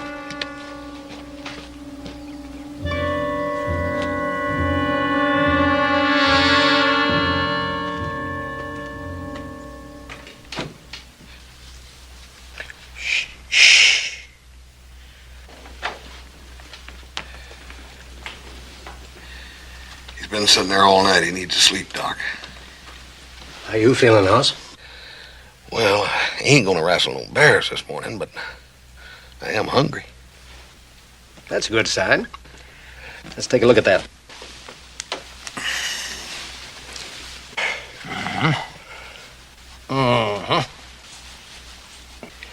Well, now. Huh. Am I gonna live? Not over 60 or 70 more years. Providing you keep out of the way of any more bullets thrown in your direction. Hoss, you've got the constitution of a bull elephant. It's amazing. What's amazing? What's the matter? Your son. He's hungry.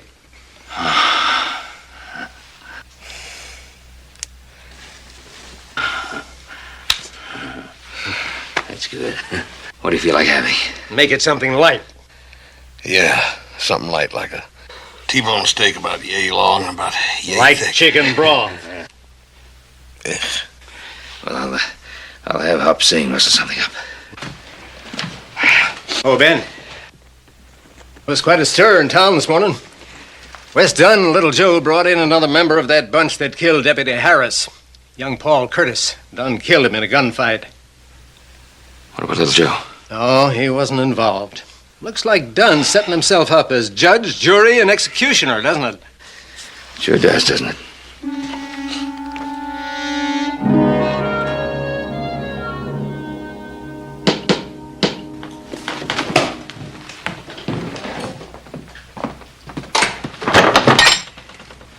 Ben, I heard about Hoss. How is he? He's gonna be all right. Come on in. Thank goodness. My prayers have been answered. I fixed him a little something. Thank you. You'll enjoy that. Come on, sit down. Ben, I had a selfish reason for coming here.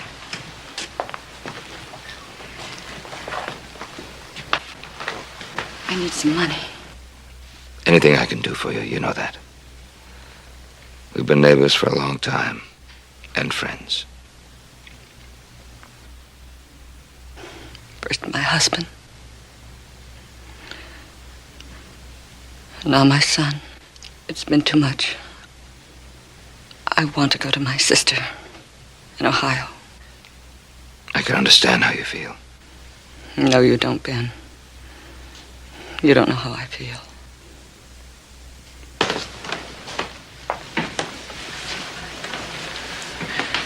When Freddie came home that night, he threw himself into my arms. He was crying like he was a little boy again. He told me how sorry he was and how afraid. We talked for a long time. I finally convinced him that he should give himself up. And then we heard that voice. Dunn's. Ordering him out of the house. If Fred had agreed to give himself up, why did he try to shoot it out with Sheriff Dunn? But he didn't, Ben. Dunn shot him down as soon as he opened the door. He never even gave Freddie a chance to give himself up.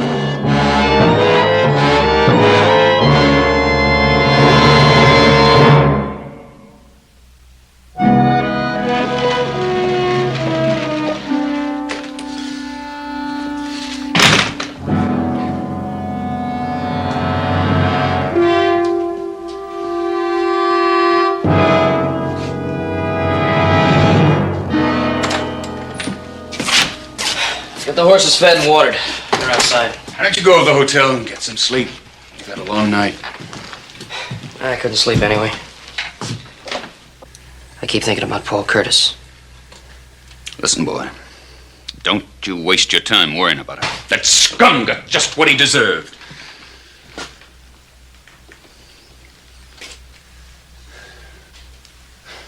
Look, Cartwright.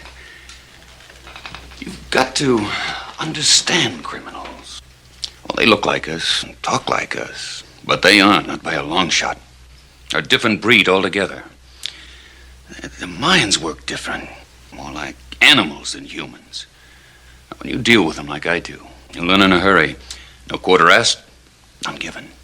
Either you kill them, or they kill you. It's as simple as that. I know these kids are not hardened criminals. What they did was wrong, but they got scared. I just wish they could have had another chance, that's all. Did they give Harris a chance? Deputy Hacker? Your brother?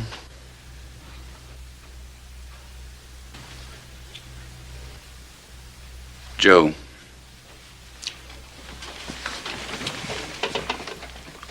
Once, I made a mistake. I was deputy to a marshal named Ned Patterson. I was new to the job. Ned Patterson was the best lawman I ever knew. Loved that old man. Well, one night, I picked up this kid who was drunk raising Cain in town. You know that kid, he broke down. Cried. I let him go. I felt sorry for him.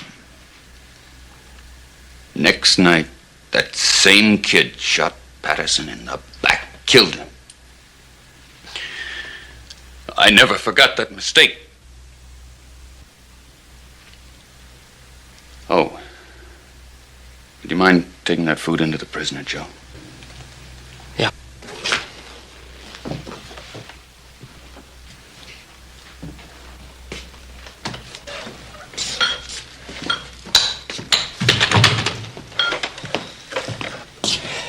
Cliff, brought you breakfast. Hey, Cliff? Just put it on the floor, Joe. Hey, what's the matter? You sick or something?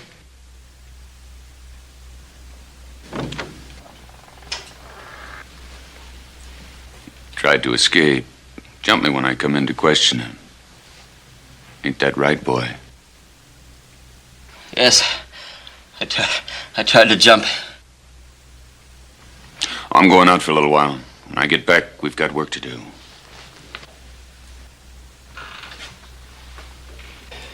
Hey, you really ought to try to eat something. Make you feel better. This beef stew's not the...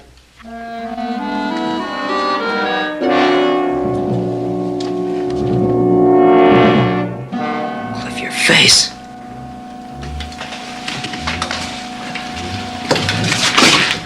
I'll get you a doctor. Oh, Joe, listen to me. I've got something I want to tell you. That guy, that sheriff, he's out to kill all of us. He ain't human. Joe, I know what we did was wrong. We ran because we were scared. And I'm ready to face any punishment I deserve, even hanging.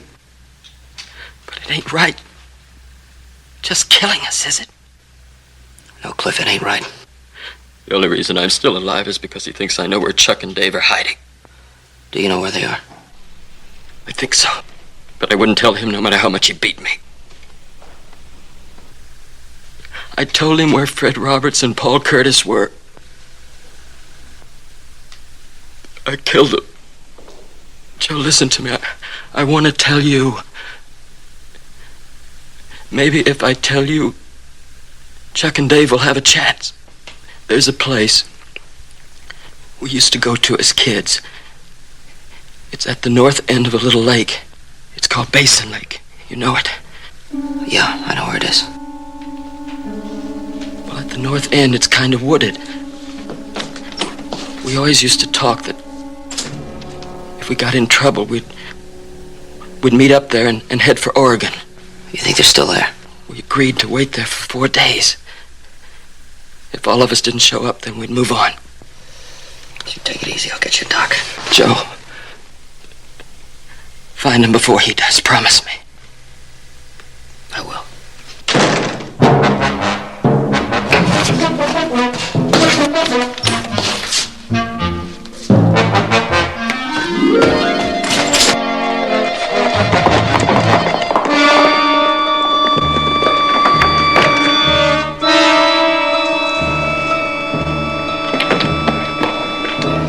Amos, Mrs. Roberts said he murdered her son.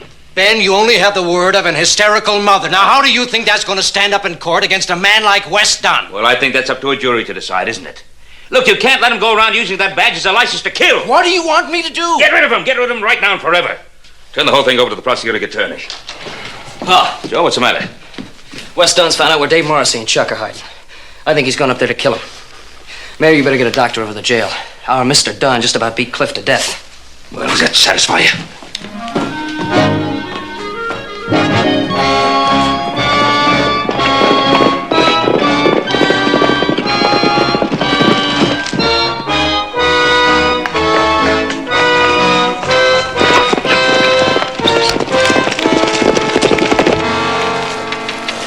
Hold it, Chuck. Wait. Where are they? They coming? No, they're not coming. They're dead. Dead? Fred and Paul. Fred's mother said he tried to give himself up, see? And just as he was coming out the door with his hands in the air, a new sheriff they brought in cut him down right where he was. Wes Dunn. You mean he won't let us give ourselves up? Chuck, that lawman is out to kill us. He's not out to take us in. Now, how's your leg? It's bad, Dave. Well, can you ride? I can try. Well, you better be able to, because we gotta run, and we gotta keep running and running till we get all the way to Oregon. Now, come on.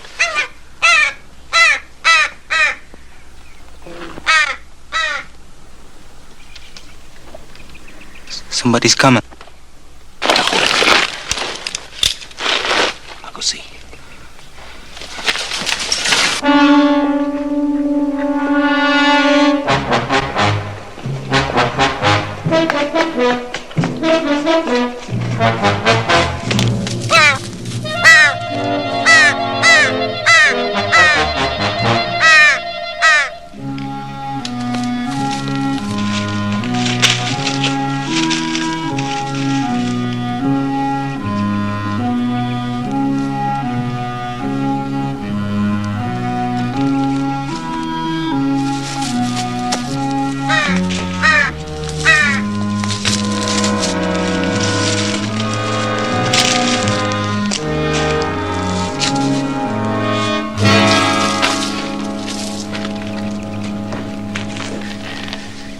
Done.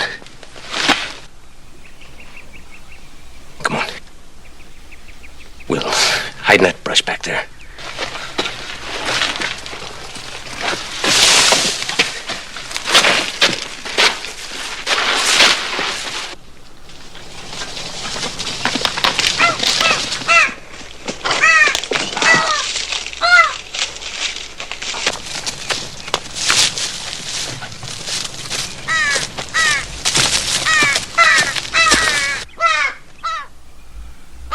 Boy, something's got him stirred up. Yeah, is it those two boys or is it Wes Dunn? There's only one way to find out.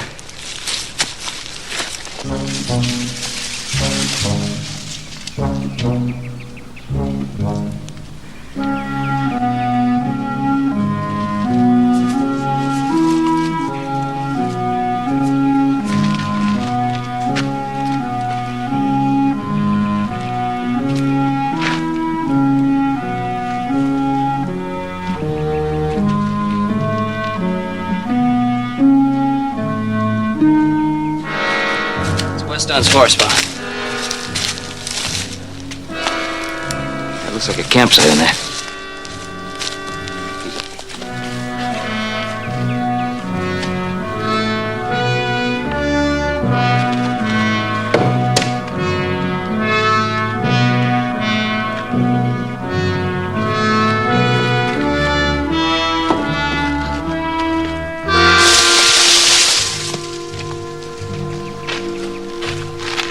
Dunn didn't catch up with him here.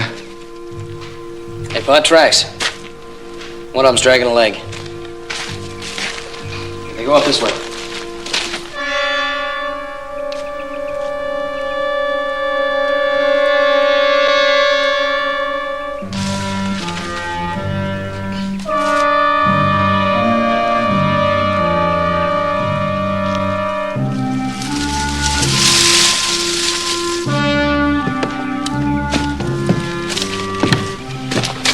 Just one set of tracks here. Wonder if they split up. One of them could have gone over the rocks. Yeah, one of them could be carried, too. You want to split? Yeah, I think I better. I'll follow this track. Okay, I'll take the rocks. Watch yourself.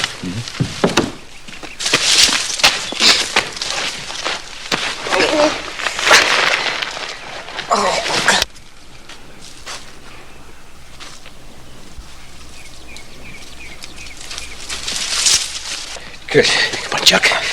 Back in here.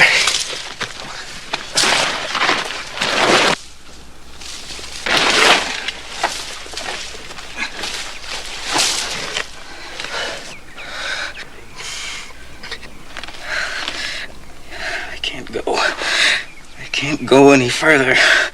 Leave me. Leave me behind, Dave. No, I ain't gonna leave you, Chuck. You ain't got a choice. This is it for me, Dave. I'm at the end of my rope. Honest, Dave.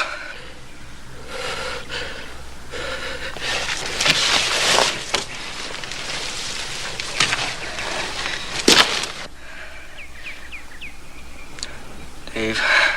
Yeah. You know, if I could just go back these 4 days, do it all over. Yeah, I know. We can't, so forget it, will you?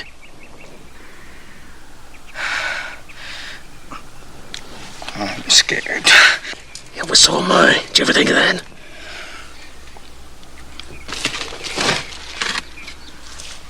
Chuck, you got your gun, right? Yeah. I got it. Listen,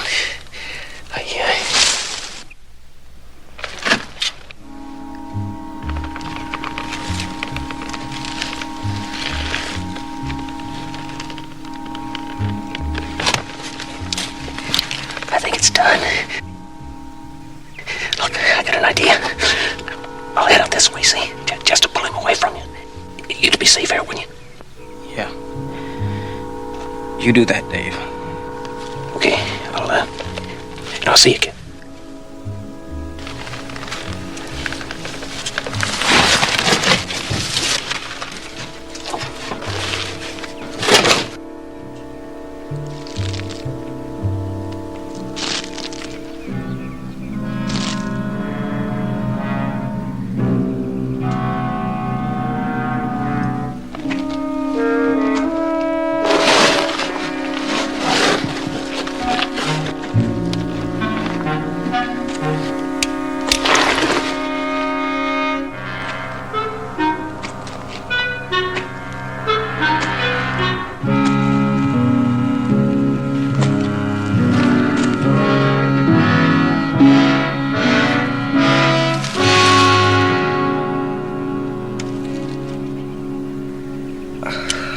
Thank God. Give me that gun.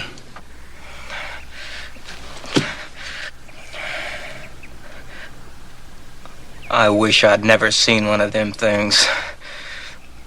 I purely, honestly do, Mr. Cartwright.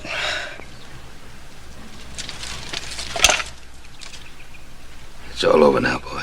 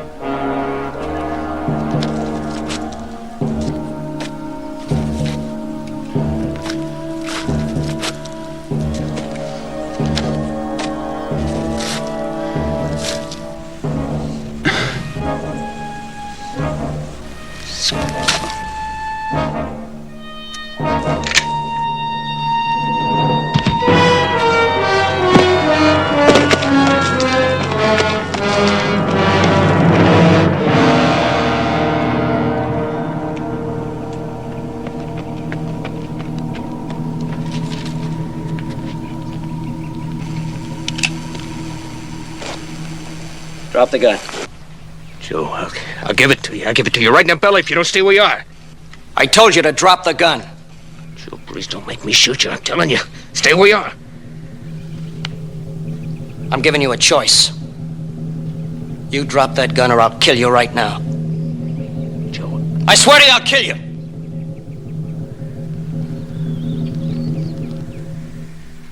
All the way on the ground.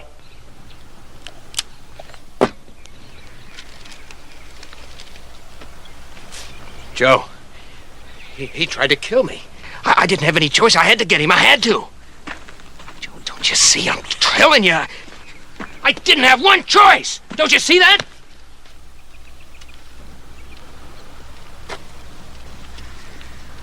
There's a judge and jury waiting for you.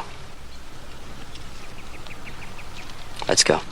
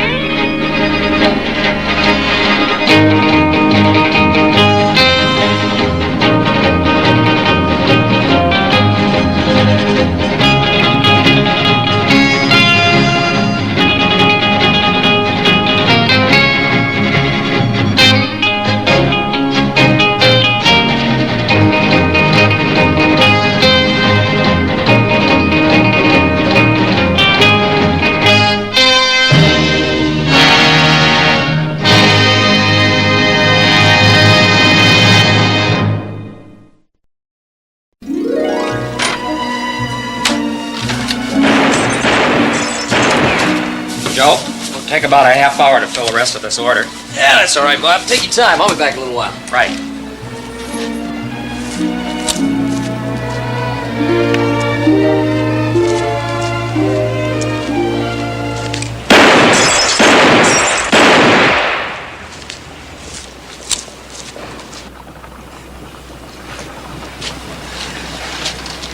It's very tough to get 3 in a row. Ah, that's really remarkable shooting, though. You two fellas must be about the best gun hands in town, huh? Yeah, we're pretty good. Just one feather. Standing right over there. Who's that? His name's Joe Cartwright. Hey, little Joe? Hi, Pete. Somebody over there I want you to meet. Who is he? Says he's from St. Louis. His name's Fitz.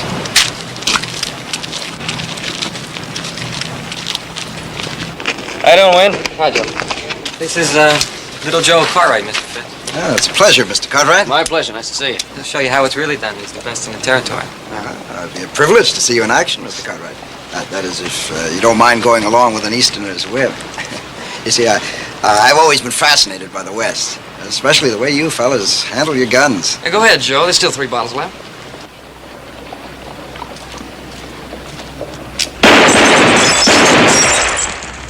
That's what I call a real shoot. I'd appreciate it if you let me buy you a drink, all of you. After a demonstration like that, I feel I owe you something. All right, you got a deal, but I'm buying. All right, whatever you say.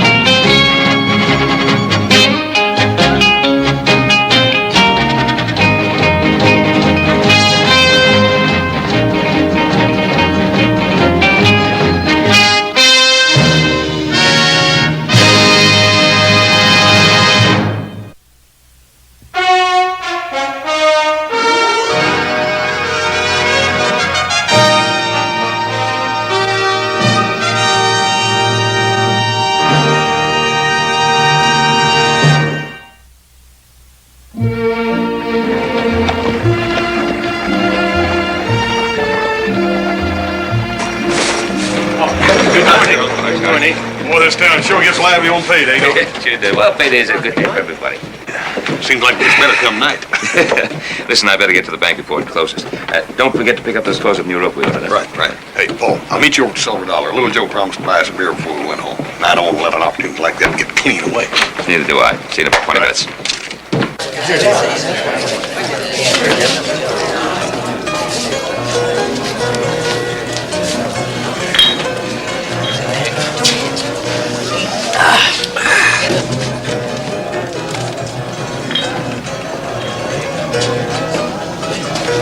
Yes, sir, you boys sure know how to handle a gun. It was so fast I couldn't even see it.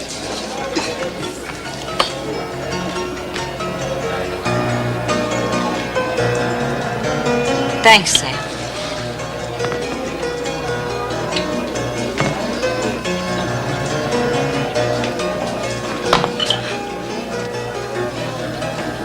Oh, Dan.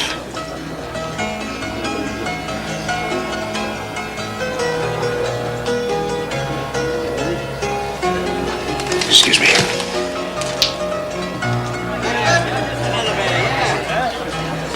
Whiskey all around. Hey, not for me, thanks. All right. Well, I'm not much of a whiskey drinker.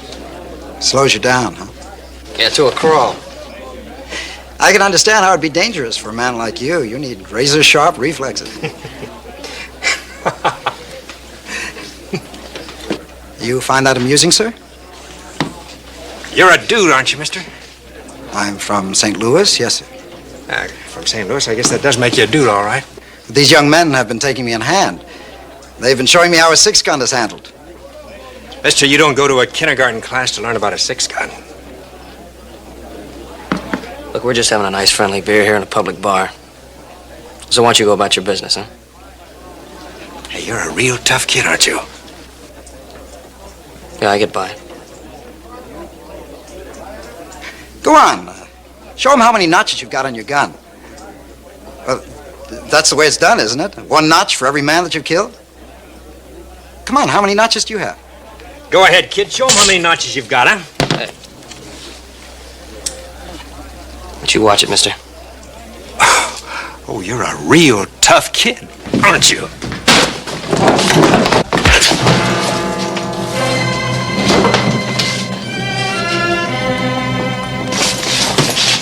Kid, you've got a lesson to learn. Gentlemen, please. Please, this bar is too crowded for any gunplay. Now, take your quarrel outside. All right. I'll meet you at the warehouse at the other end of town, where you bottle babies were playing. I'll be there tomorrow morning at 6:30. I'll be there.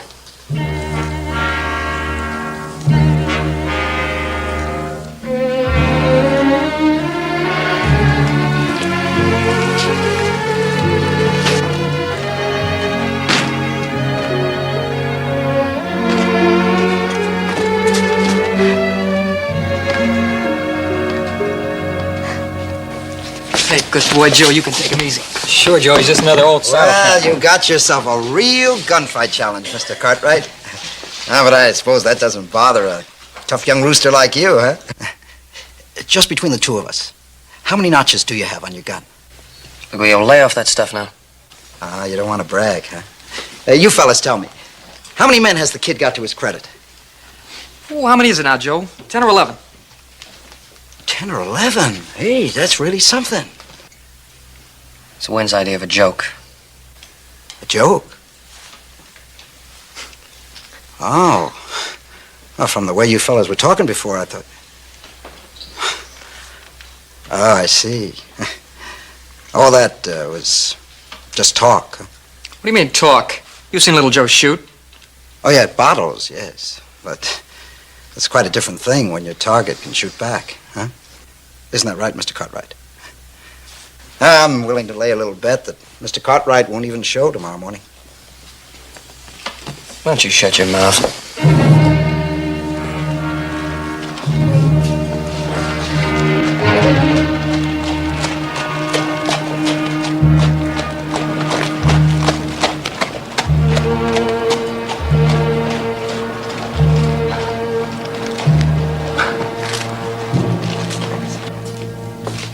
What's the matter with him? All I said was that I was willing to bet money that he wouldn't show at the fight tomorrow, that was all. Why don't you put money where your mouth is, mister? How's $5,000? Can you match it? I ain't got that kind of money. Well, how much you got? All or any part? Yeah. $30? $30. Yes, sir. What's your name, sir? Sam Tucker's the name, friend. Well, I wonder if you'd mind holding the bet, Mr. Tucker, please. Why not? Be glad to. Now, that's $30 that little Joe doesn't show. Or if he does, that the other fellow takes him. Anybody else want to get in on the action? Huh? I got $5,000 here. Hey, Who wants to bet on... I'll take 50 on Joe Cartwright. All right, Pete. That's 50 on little Joe Cartwright. There you are, Mr. Tucker. Anybody else? Anybody else? All right, one at a time. One at a time. How much is yours? $100 here. $50 on Joe Cartwright. Yes. How much? $20 more for Mr. Clark. All right, who's next?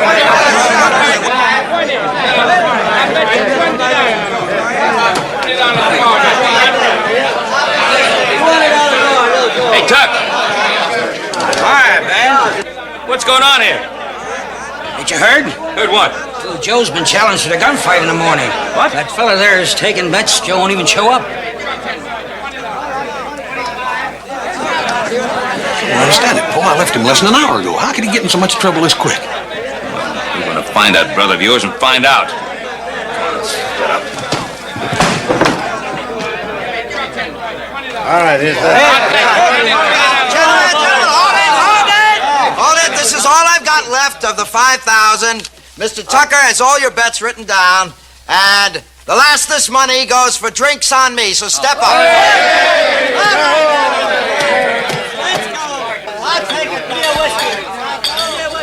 Don't worry, honey. Business will pick up later tonight. Oh, no, I wasn't worrying about that.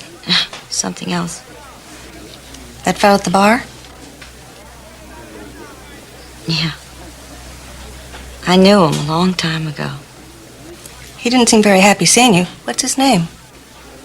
Dan Taggart. I really don't know why I should even bother about it. I mean, after all, it's been a long time ago, and it's dead and forgotten. But, I guess a girl never really forgets a man that she knew when she was young, and... Does she, Martha? She does if she's got good sense. I need a black king.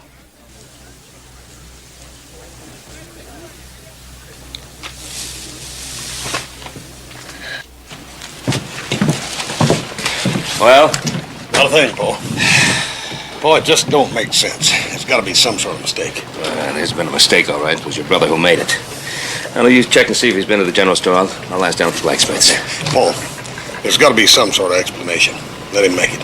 First of all, let's find him. Check in there.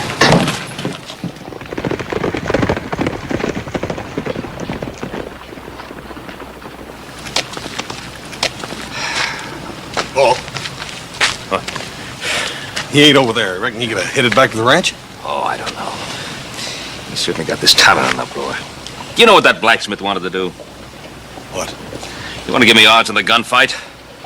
You go up to the bank, see if he's there. I'll check into the warehouse. He should have been finished loading that wagon an hour ago. He should have been doing a lot of things this afternoon. All he succeeded in doing is getting himself into a peck of trouble. I'll meet you back here. Yes, sir. Well, I guess that's it, Joe. Right. Thank you. Right.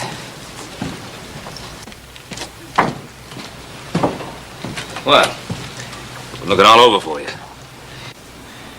Do you realize you have this whole town in an uproar? Do you know what's going on at the saloon? Yes, sir, I know. Well? Oh, it's just a little misunderstanding, that's all. Oh, just a little misunderstanding, that's all. A gunfight is a little misunderstanding. Now, what's it all about? Well, a fellow over in a bar gave me a hard time, and I lost my temper. You lost your temper? I'll take care of it. And how do you propose doing that? I'll go over to the hotel, and I'll apologize to him. All right. And as soon as you've done that, you get yourself up to the Ponderosa and stay there. Is that clear? Yes, sir, that's clear. I'll be home as soon as I can. Maybe I ought to go with you just to make sure. I can apologize to him alone, I promise, and I'll be home.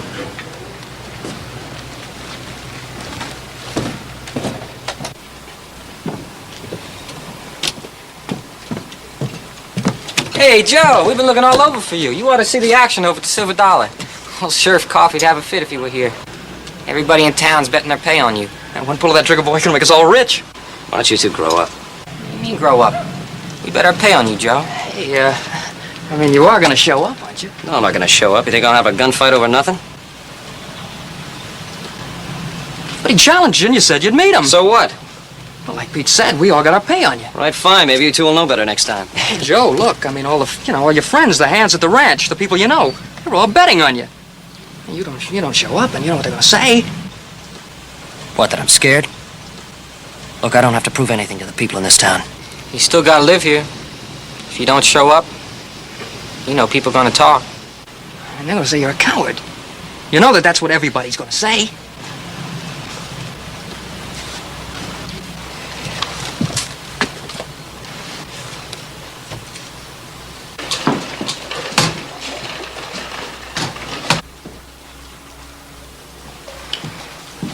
Well, little Joe, you still around?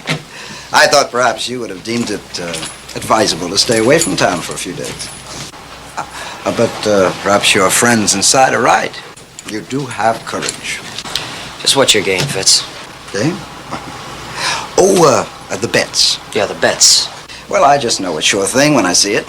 A chance to pick up a little quick money, as they say. On my life or the other man's? Now, look, I didn't start the fight. You did. This code that you all live by out here. Oh, it's very honorable, very noble, and very stupid. Why shouldn't someone make good use of it? Well, there isn't going to be any fight. Fine. I win either way, and you lose either way. Yes, it's quite simple. Tomorrow afternoon, I'll be on the stage to San Francisco. And you'll either be dead or disgraced. Good day, Mr. Cartwright.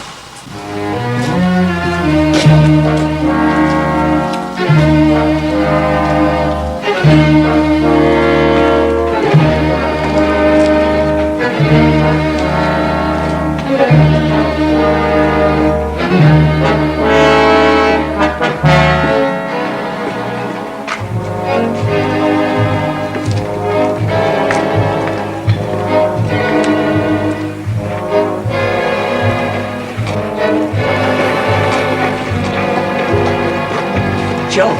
Yes. Is what I hear right? You're going to be in a gunfight? Who told you about that? It's all over town. Everybody's talking about it. I even put a few dollars on you myself. Yeah, you're a great big hero now, Joe. Look, Joe. I got something here you can use. Well, I've already got a holster, thanks. Joe. Not like this. I make it up special for some fella. Last year, he never come back to pick it up. I think maybe he got himself killed. I'd let you have it for a very good price. No, thanks. Joe, this is special. It can't grab or bind. It's got a spring inside. Soon as you touch the gun, it pushes it right up in your hand. It'll maybe give you an edge of half a second, Joe. I'm not interested. Joe, it could make all the difference in the world for just a few dollars. I told you I'm not interested.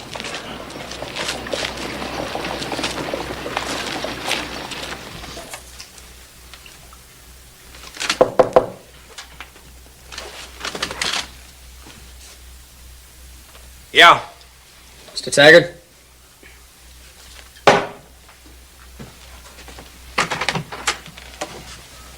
I wanted to talk to you. All right. Talk. Look, the whole thing had happened in a bar this afternoon. We both lost our tempers. Why don't we just call it that and forget it, huh? You trying to make a fool out of me, kid? Look, mister, I'm trying to square this thing. Now, it was just a spilled drink, nothing more. Certainly not worth a shooting. I made my play, boy. In public. I'll be at that warehouse in the morning. Come on, this doesn't make sense. The whole thing is ridiculous. Is it? You may be willing to let this town call you a coward, boy. But I'm not. Nobody calls me a coward, mister. You just be there. Now beat it.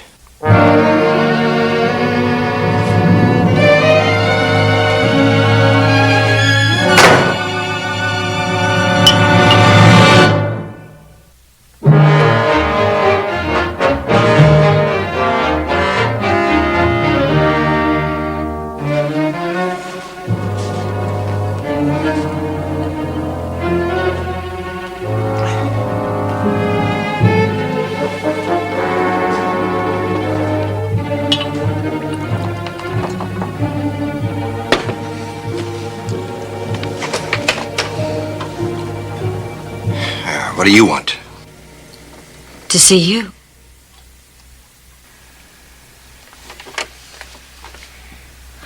All right. You've seen me. Dan, may I come in?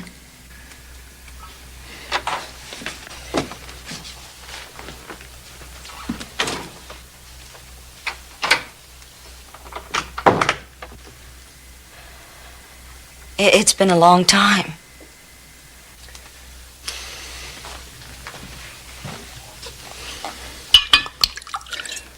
Drink.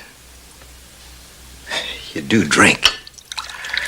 Or only professionally. I drink when I'm asked, if I want to. Dan, they say that you're going to fight that boy. They're right. Why? Well, I like to fight. What's happened to you? Look, I didn't ask you any questions, did I? We're 10 years older and 20 years wiser. Or are we? Why did you come up here? To talk for the kid? No. Look, just drink your drink and get out. And forget that you ever saw me again. Dan, look at me.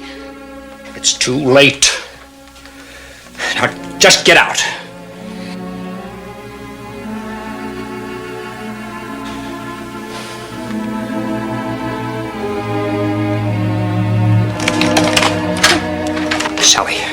Sally, wait. Sally, I'm sorry. I really am sorry, Sally. It's been so long. I haven't forgotten a moment.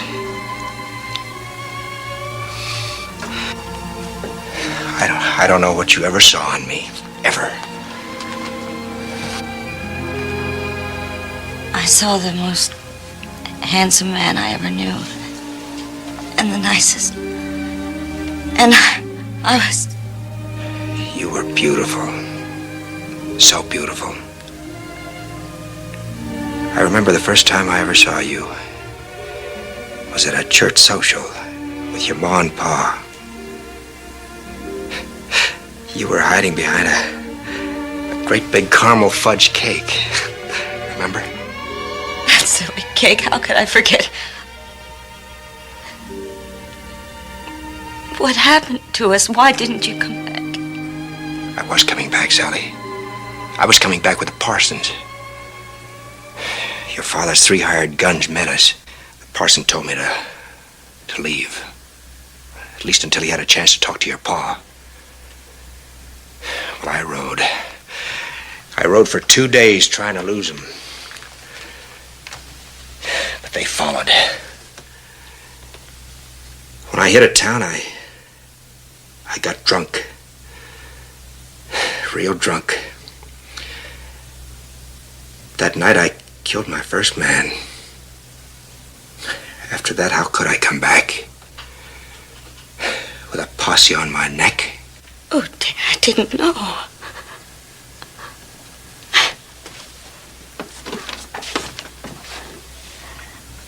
I didn't know. I heard about you. And how your pa and the whole town chased you out like you was an animal. Dan, the town didn't matter. None of that mattered to me. I just wanted you. I looked for you. I looked all over for you. I couldn't find you. I looked for you too, Sally. I looked. And the more I couldn't find you, the more I drank and the more I killed. Dan, don't. It's over. Is it? Then why are you here? Why are you here like this? Painted up like that? Dressed like that? Why am I here? Don't you see what we've become?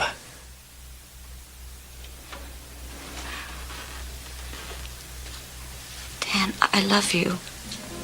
I've always loved you, and I've waited.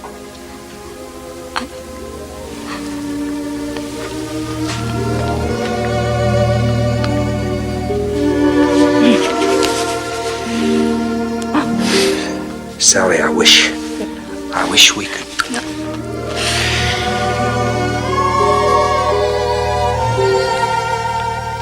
Oh, Sally.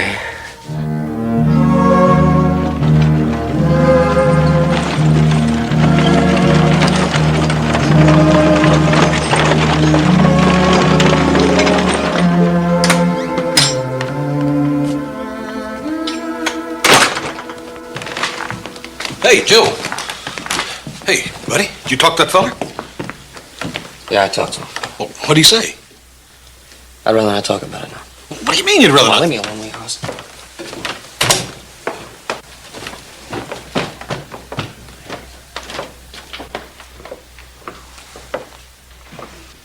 Joe!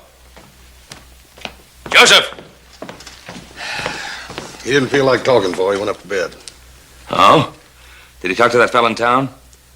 Yeah, but I don't think he had much success from the way he acted. Oh, well, we'll just find out. Joseph? Did you talk to that fella in town? Yeah, I talked to him. Well, what did he have to say? He wouldn't accept my apology. I have no choice now.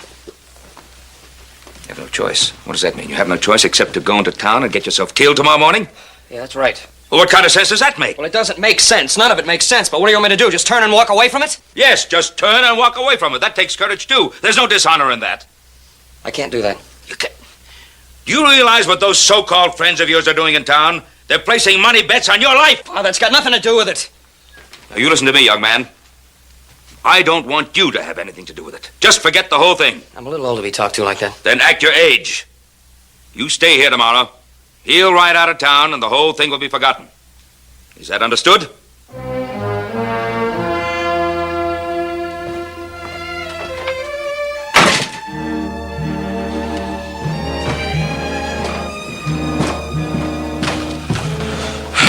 So what happened, Paul? What happened? There's not going to be any gunfight. That's what happened.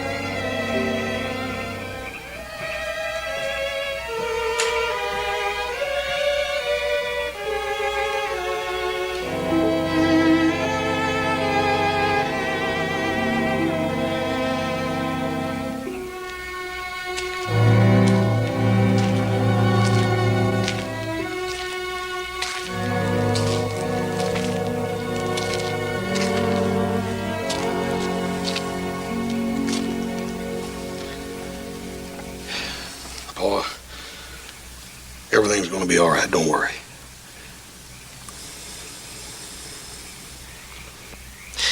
Hoss, if this was 30 years ago and I was little Joe, I know what I'd be doing tomorrow. Yeah. I know what you'd be doing too, Paul. That's what makes that rub so tough, ain't it? You'd be going through with it. Yeah, foolish as it might be, I'd be going. I was just up there telling him that he couldn't go. 5 years ago, I locked the door on him. Kept him in his room. I was treating him like a child. He's a man.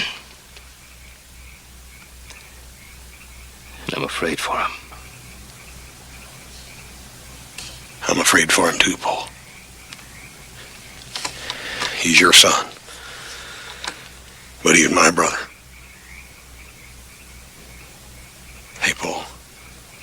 How would it be if I went up and talked to him?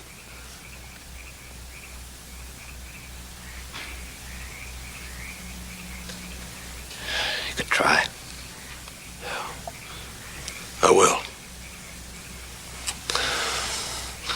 Let's go get some sleep, huh? I'll be up in a bit. Yes, sir. Good night, Paul.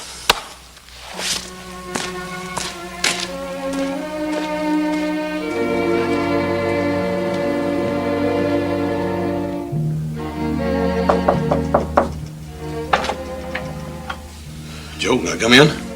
Yeah, come on. I was just downstairs talking to Paul. He seemed pretty upset. Yeah, I know. Thought I'd come up and see if you wanted to talk. I guess everything's been said that there is to talk about. Yeah. Feller really rode you pretty hard, huh? Yeah, he sure did. Well, Dad Burnett, I don't know how you feel. Man just naturally hates to get his pride hurt. But Dad Burnett, Joe, it ain't worth getting killed over. No more lectures. I've been through that already tonight. Hey, maybe if I went into town and got my hands on that yahoo, he wouldn't be so happy to get himself in a gunfight, huh? Yeah, brother, that's all I need, to have you go in town fight my battles for me. That'd really fix me up. Dad Burnett, Joe, you're my little brother. If anything was to happen to you, Yeah, don't worry, nothing's gonna happen to me. You mean you might not go through with it? I just don't know yet. I gotta think on it a little while. You can see that, can't you?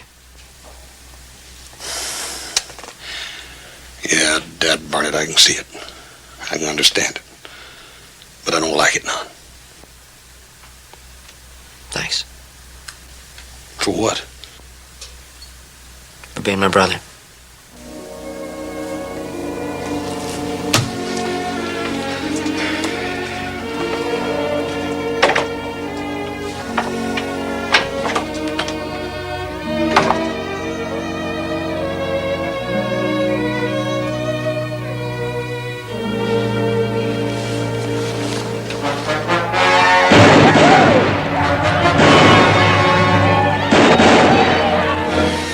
Don't they ever go home?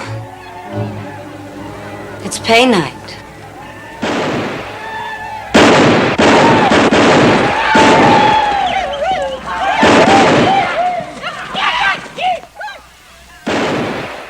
What time is it? About midnight.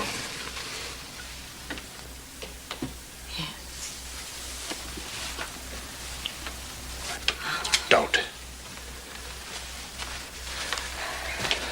Not yet. Pay night is a big night, Dan. Don't. I don't like hearing you talk that way. I have to live. Like that?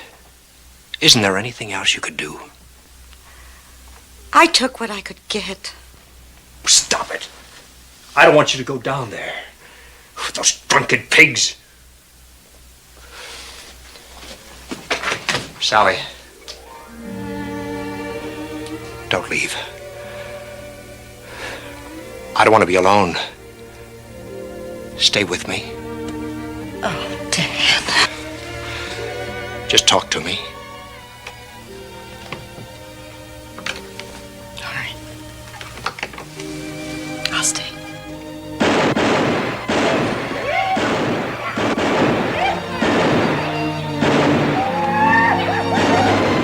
Listen to him down there. It's the same in every town. A Roman circus. Give them a killing, a hanging, shooting. They all turn into animals.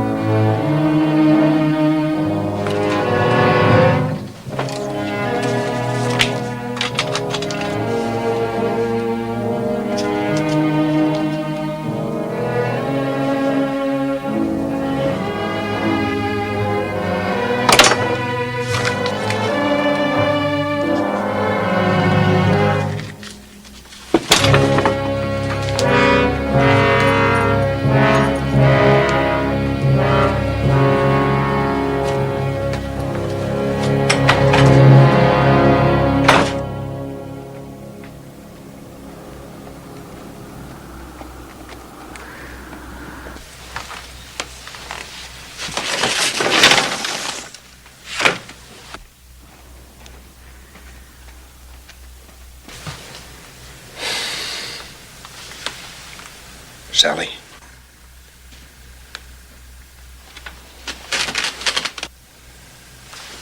It's daylight.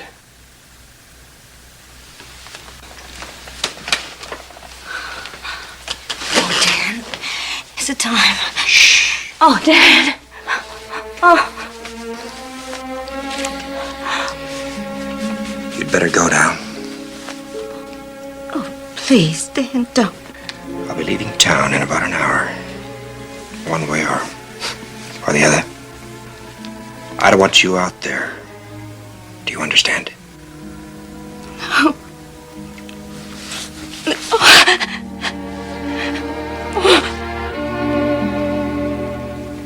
You're still so beautiful.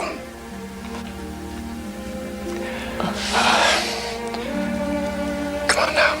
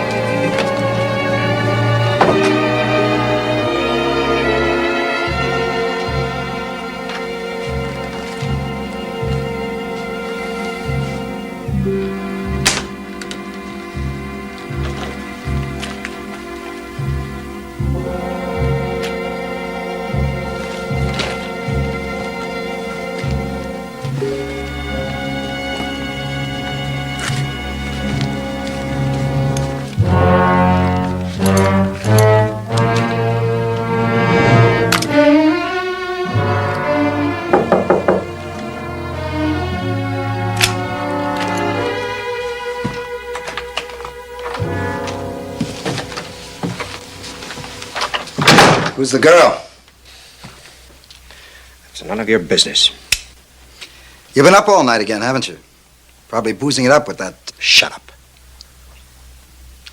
What's gotten into you, Taggart? You know you're getting jumpier every day. I'll tell you what's gotten into me. I'm sick of you. I'm sick of me. And of the stinking things I do. Sick, huh? Well, just remember what you were when I picked you up in Denver. At least I was clean. Clean? You were a two-bit gunfighter turning yourself into a bottle of booze.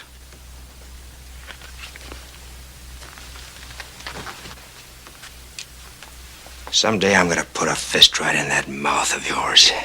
Or a bullet through that fat skull. Now, just take it easy, Taggart. You get everything you want. You got all the money you need. You got an easy life. All I have to do is commit murder for it.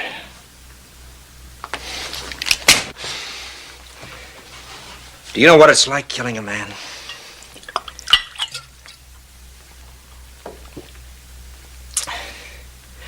You think it gets easier, don't you?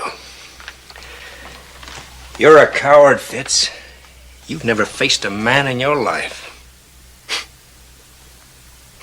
Talking to you is it's like a rabbit trying to explain speed to a snail.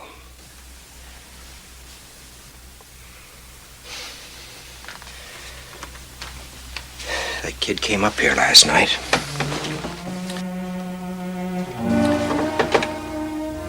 Trying to square it. Came to me trying to square it. Imagine that.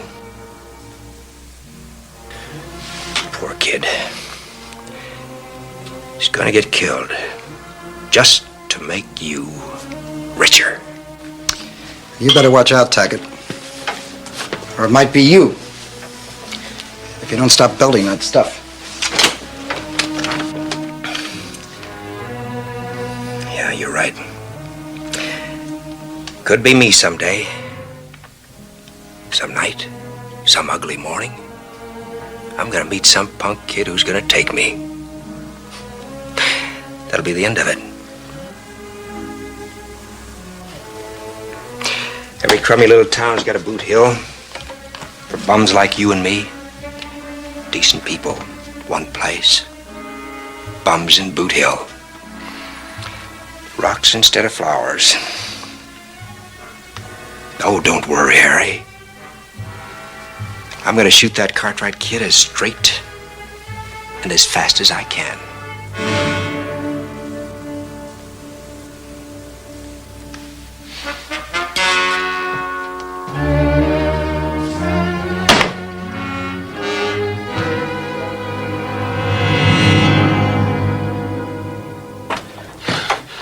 Paul? What? Little Joe's gone. Saddle the horses. Kid. Why did you have to pick that Cartwright kid? One of those other two would have been just as good. More like the usual loudmouth clod you always get. Because that Cartwright kid has quite a following. Made it easier to take their money.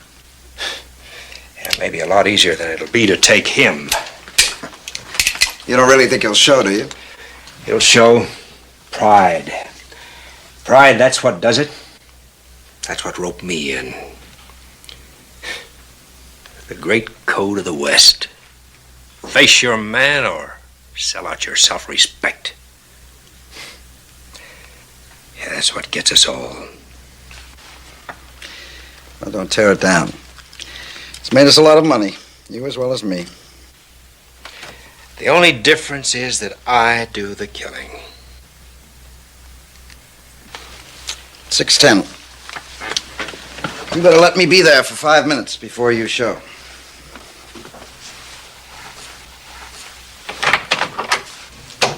Good luck.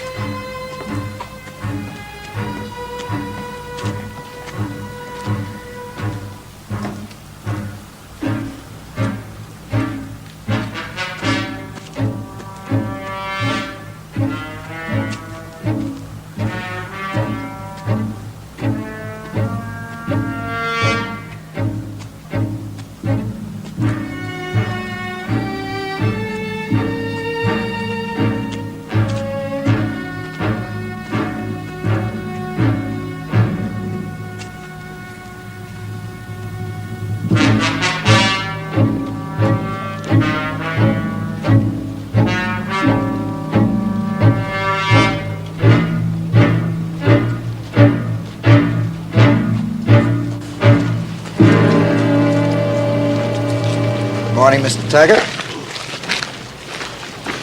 Gentlemen, little Joe Cartwright has just 3 minutes before he forfeits. 3 minutes, gentlemen. Hey, Fitz, what's he trying to do? What? That is not the same gun rig he was wearing yesterday, pal. You'll have to ask him, friend. I just take the bets. And you're about to forfeit the whole thing. 2.5 minutes, gentlemen.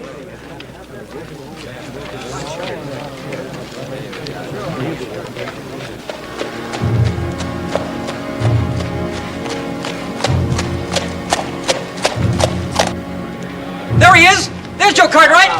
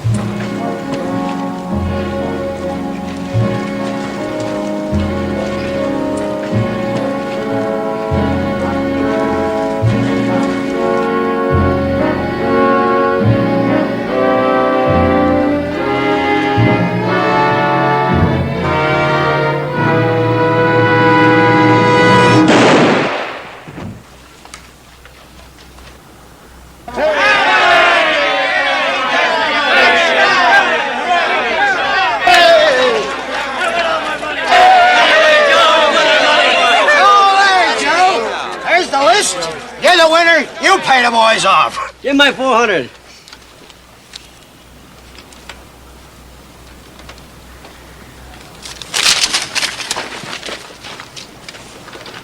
You think it was really worth it?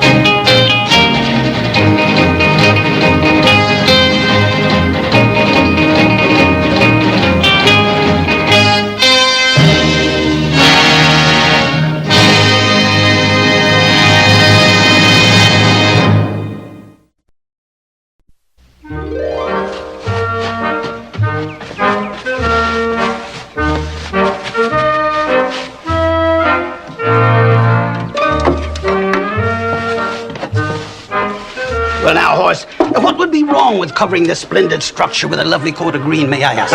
That'd sure be something to see, all right, Jester. A green barn. Well, then, if we agree, why don't I take all of this hideous red stuff back to the store and exchange it? Well, for two very good reasons. Number one, I don't want to scare the animals half to death. And number two, I'm halfway finished now. Well, it goes against my better judgment, but I'll see it through. It's mighty fine of your horse to let me earn a few extra dollars this way from a little Jenny. Well, it'll help pay some of the doctor's bills anyhow, won't it? Aye, it sure will. You're a saint, horse, a true saint. What with your assistance, plus delivering for the store and handling the mail, I can just about make ends meet. Speaking of the mail, have you delivered it to Paul yet? Oh, no. I forgot it again. It's in my back pocket. Dad, Bernard, you better get it in there. He's going to have a hissy. It's the third time this week. And on the way. Yeah. Go through the kitchen. Old Hop Sing's got a great big apple cobbler in there for Jenny. Oh, thank you, horse. Here you are.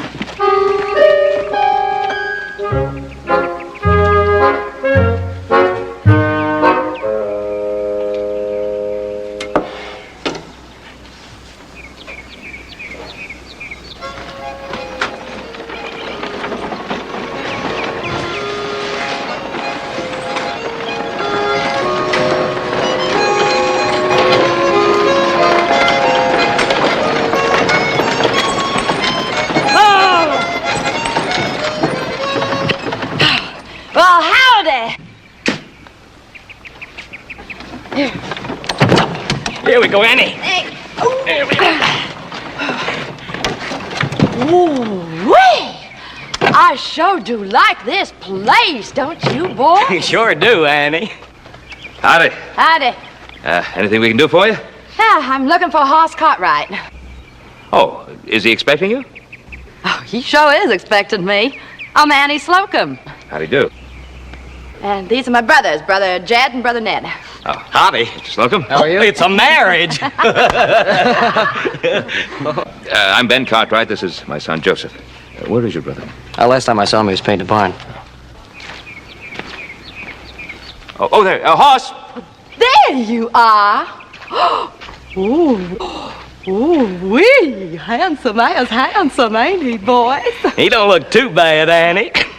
He's better looking in person. How's these people come to see you? I'm Annie, Sugar Plum. These here's my brothers, Jed and Ned. Well, say howdy, boys. Howdy. Howdy. Howdy. Howdy. Is there something I can do for you? Something he can do for you? He's a real funny glued, ain't he, Annie? Well, sure is. Seeing as I come all the way from Kentucky just to get hitched to him. Well, I'm right in the middle of painting. Hitched!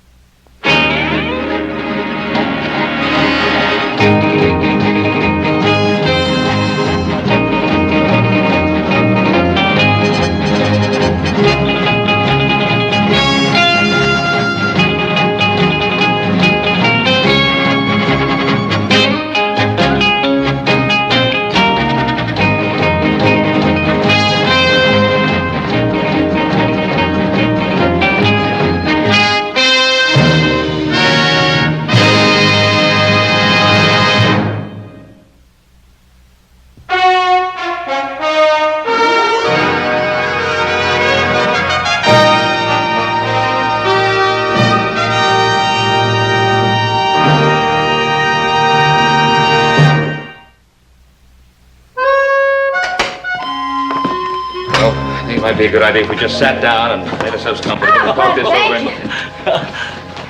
over in a...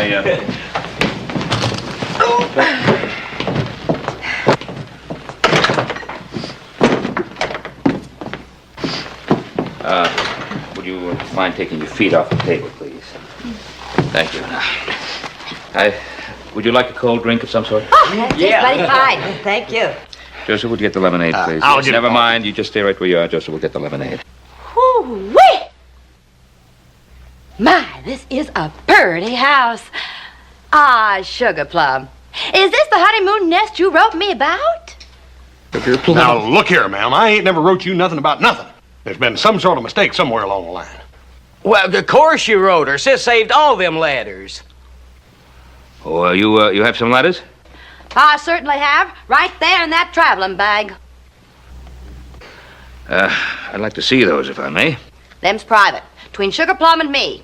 Ain't no stranger gonna see those letters. This ain't no stranger. This here's my paw. 'Pears to me like somebody's trying to weasel their way out of something. After we spent every last cent we got at getting out here, I'd say we've been slickered. Now, wait just a minute. Now, first of all, put those guns down. Just set them down. Yeah. You've been saying some things here about my son. Joseph, will you get the lemonade? Oh, that lemonade. Yeah. Now, I hope you can back up those statements you've been making. Oh, that horse. Chester, since when have you been taking to stealing pies? Oh, no, little Joe.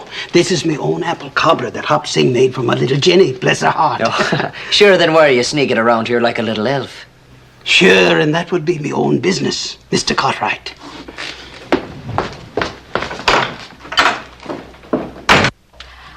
Told you. I saw his advertisement in the matrimony paper where he asked that any widow who wanted to get married to write him. Ma'am, I ain't never advertised nothing. Ain't that right, Paul? Oh, Sugar Plum, how could you? Miss Annie. Oh, you can see for yourself. In this one, he asked me to marry him. And in this one, he sent me his pictures. And in this one, he tells me he's a rich rancher. And the Ponderosa is going to be our honeymoon cottage. It sure does look like horse with that prize hog of his. But, Paul, that ain't even my handwriting. And I guess you're going to tell me that ain't no picture of you hugging that hog, neither. Oh, Sugar Plum. I never thought you could do this to me. They ain't nobody gonna jilt our little Annie and get away with it. Well, what are we gonna do with this here Blackbeard? The Bluebeard. I don't care what color his whiskers is. There's gonna be a wedding just like we planned, or somebody's gonna get sued from here to kingdom come. There's laws against jilting helpless widows. Wait a minute. Just like we planned. You bet you there's gonna be a wedding. Somebody answer the door. Somebody answer the door. Excuse me, I'll do it myself. Oh, yes, ma'am? Pardon, monsieur. Perhaps I was misinformed in the village. Is this not the chateau of... Poopsie! Oh, mon chéri, ma beautiful Poopsie, moi je t'adore. Oh, you get your perfume paws off my man, you feather-bound Jezebel. Insolent peasant! How dare you insult Yvette? Go back to your housework. Housework? Ladies! No, I'll ladies! show you some housework, you overpainted, pie-faced, calculating... Ladies, dignity, please. Lemonade?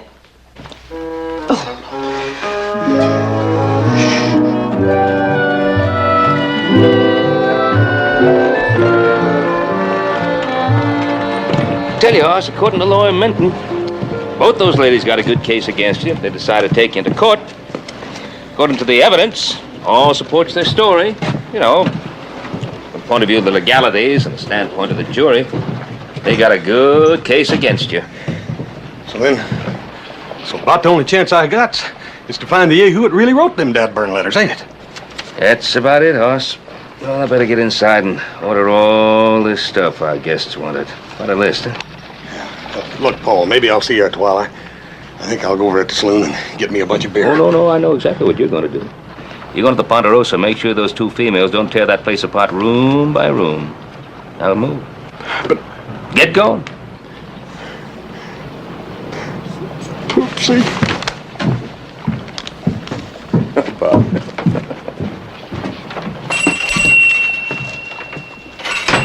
Oh, Matt. Howdy, Ben. What can I do for you? Hey, Matt. You wouldn't have any truffles, would you?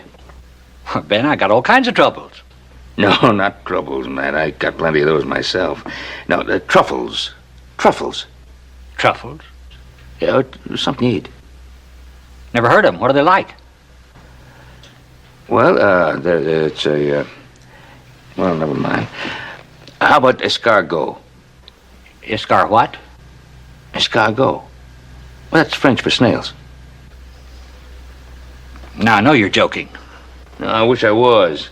I got a house full of people at the Ponderosa station. News travels fast, Ben. Yeah, bad news. Well, anyway, one of them's a young French woman. Miss Truffles and snails, that was her idea.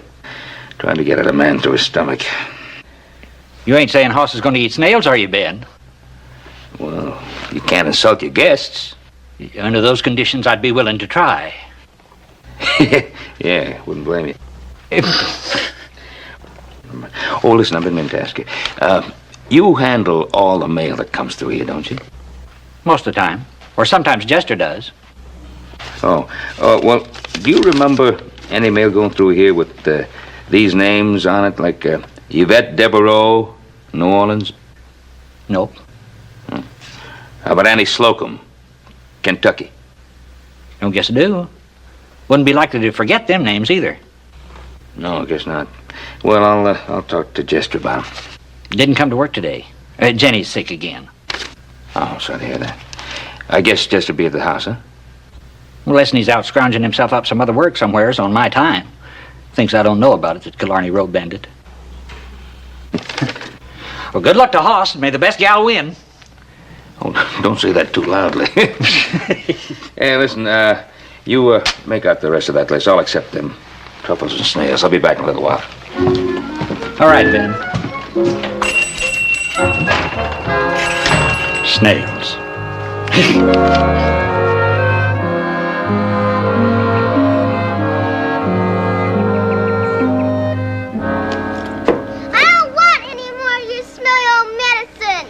Jenny, darling, please. The doctor only wants to help you. Don't want no smelly old doctor. Send him away. Oh, now, honey, look. Don't make me break the door down.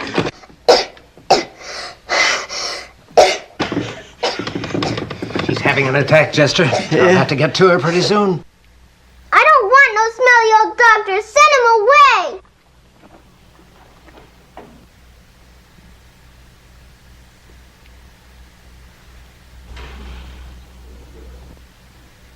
Well, Jester, I guess that's it.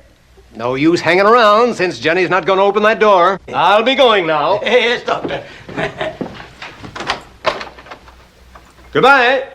And a goodbye to you, Doctor.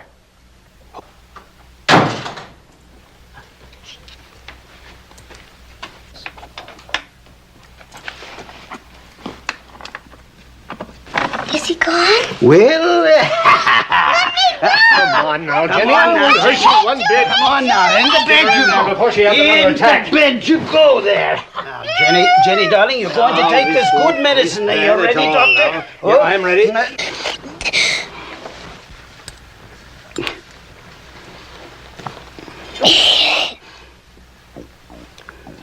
Just remember, give her half a teaspoonful of this every couple of hours. That I will, Doctor. Now, you go to sleep. You sleep.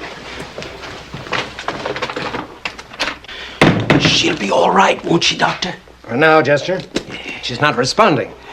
In fact, she's succeeding in making herself even worse and is developing signs of asthma, which could become really serious in time. Well, you get her the best medicines you can. I'll find the money to pay for them somehow. Jester, you know and I know that the best medicine for Jenny would be a mother. A real mother. Not an imaginary one, not a memory. I had a notion, a dream, a wild dream. But I never counted on the fatal charm of that horse Cartwright. And now it has destroyed my best laid plans. What in the world are you talking about, Jester? What's Hoss Cartwright got to do with you? There's no earthly use discussing it. I've lost me last. My most desperate bid for the happiness of me tiny tot, my lovely Jenny. He's poisoned me, Daddy! He's poisoned me! I'm dying, Daddy! Jenny, now, please now, Jenny. She's as pixelated as you are, Jester. Get that child in bed. I've got to go now. I must be 7 calls behind by now. Yes, Doctor. I am dying, Daddy! Dying! He's given me poison! Oh, Jenny. I'll be by again tomorrow. Well, thank you kindly, Doctor.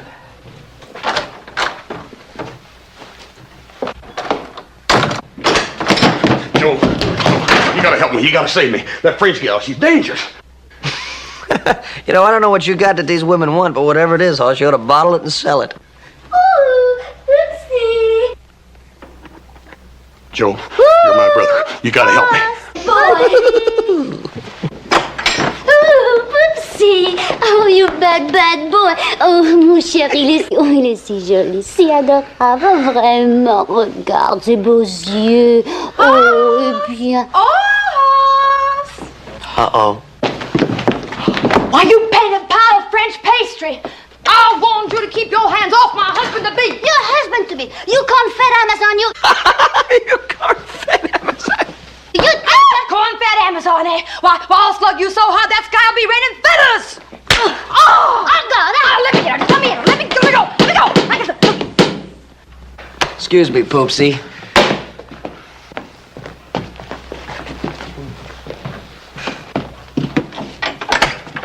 Good morning. Good morning. I'm Libby Spenceville.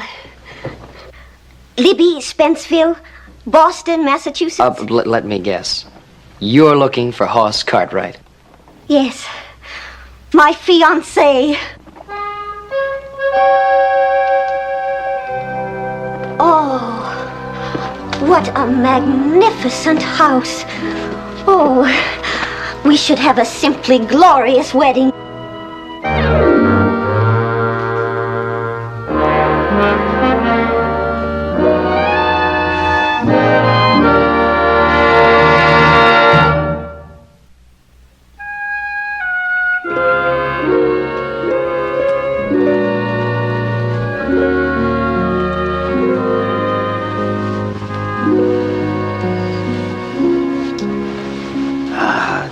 Jenny. Why are you always doing things like that? I I didn't want that big old doctor around, Daddy. I want you to stay with me always. Oh, my poor baby. I tried being mother and father to you, and I failed you in both. I had a real mommy once, didn't I, Daddy? That you did, darling. My mommy. Tell me again about my mommy, please. She was the dearest, loveliest spirit the good Lord ever put inside a body. And I loved her so much. And so it was she chose me, that together we could have a lovely, sweet little girl. Was that little girl me? Yes, dear heart, it was you. It was you, Jenny. It was you.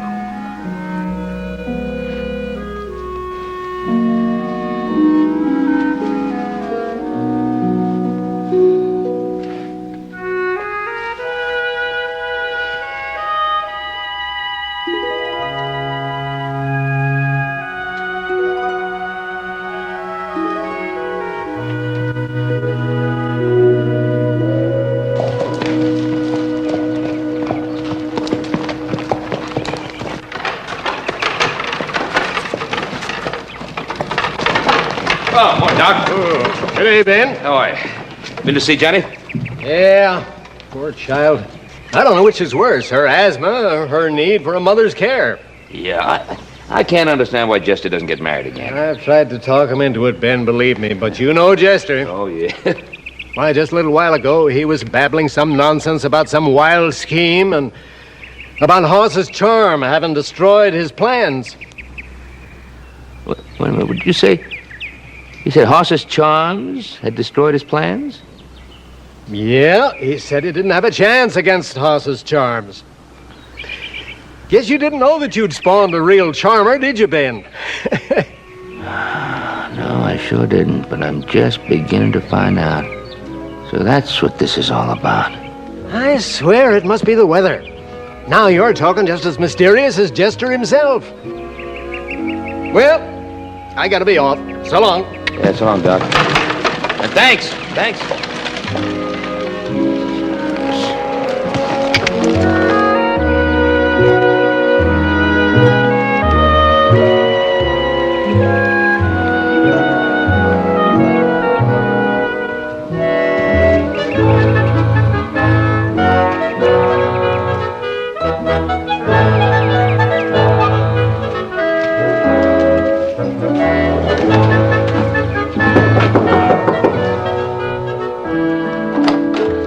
Mr. Cartwright, come in. Well, thank you, Jester. It's good to see you. Oh, say, I just passed the doctor. I'm sorry to hear about Jenny. Oh, thank you, Mr. Cartwright. She's feeling better, sound asleep. But it's very considerate of you to come asking about her, and I thank you for it. Not at all. I'll get you the coffee. Oh, listen. I came here to see you. About some letters. Letters? What letters would you be meaning, Mr. Cartwright? Well, strange thing. It seems that somebody's been forging Hoss's name to some letters and having them postmarked Virginia City. That's against the law. A body could go to jail for that. Yes, I'm aware of that. You wouldn't know anything about them, would you? Me, Mr. Cartwright? You see, you and Matt are the only two handling the mail, and I knew it wasn't Matt, so I thought perhaps it might be you. Now, try to remember something. See, these letters were written to two different women. Oh. Now, see if these names mean anything to you. Yes, of course. Annie Slocum. Annie Slocum? Yes. Annie Slocum. And the other one is Yvette Devereaux. Yvette Devereaux, huh? Now, those names should be kind of easy to remember, don't you think? It's coming back to me, Mr. Cartwright. It's coming back to me.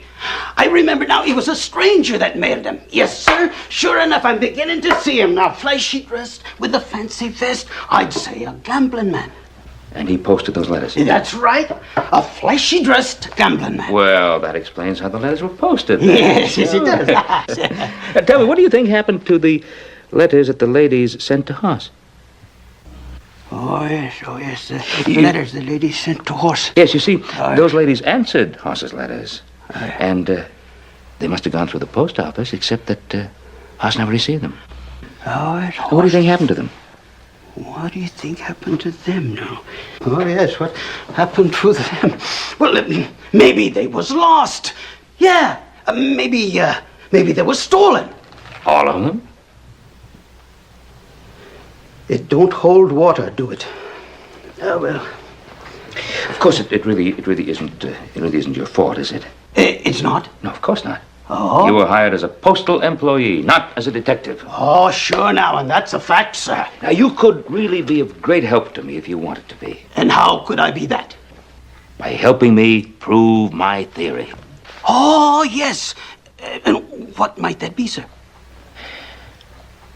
It could be that Hoss, my son Hoss, in an impassioned moment, wrote those letters. And then had this mysterious gambler mail them for him. Or it could be that little Joe wrote those letters as a joke on Hoss. Oh, glory be! In either case, you will help me, won't you? I certainly will, sir. How? By coming to the Ponderosa and being with my guests. You'll bring Jenny, of course.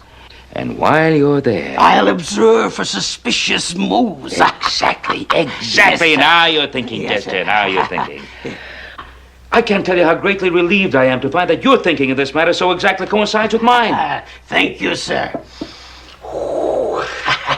Well, now, how about that coffee, huh? Well, now, that's a wonderful idea. There you are, sir. Nice hot coffee. Keep it on the stool. Yes. Yes, sir.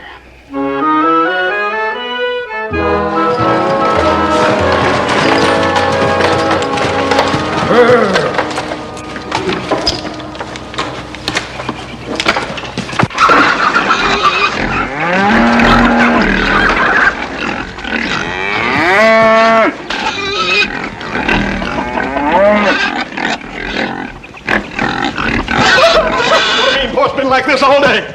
Howdy, Poopsie. Chérie, wait a minute. Laisse tu dans l'hiver. Wait for me.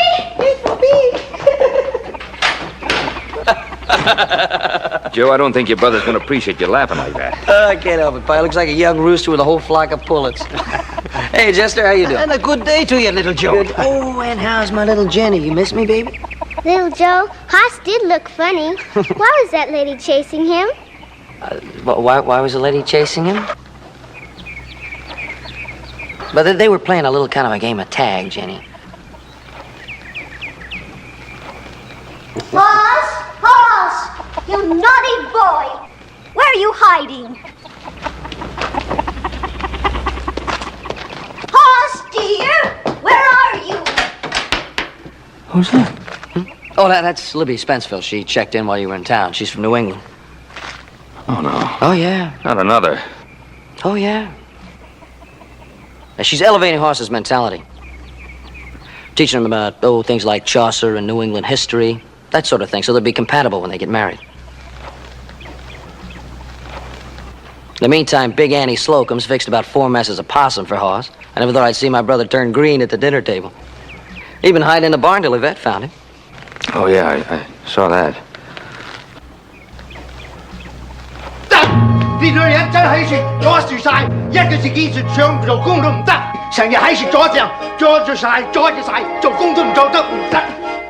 Mr. Cartwright, Hobson going to quit.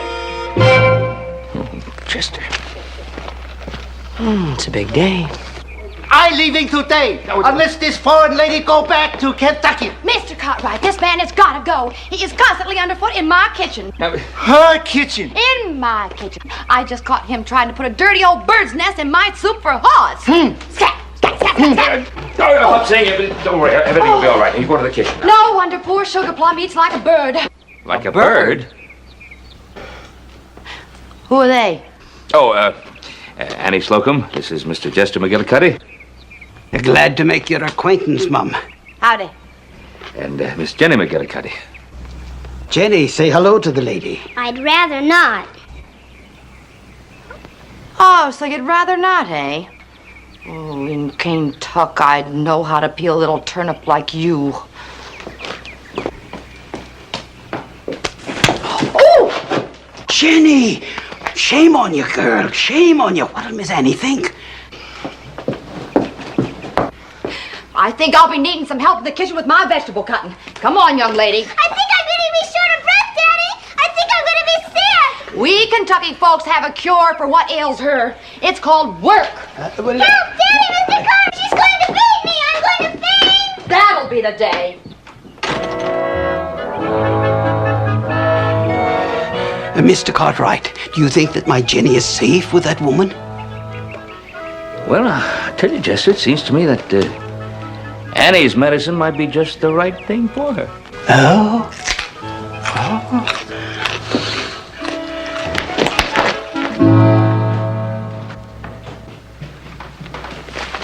Hoss, what is...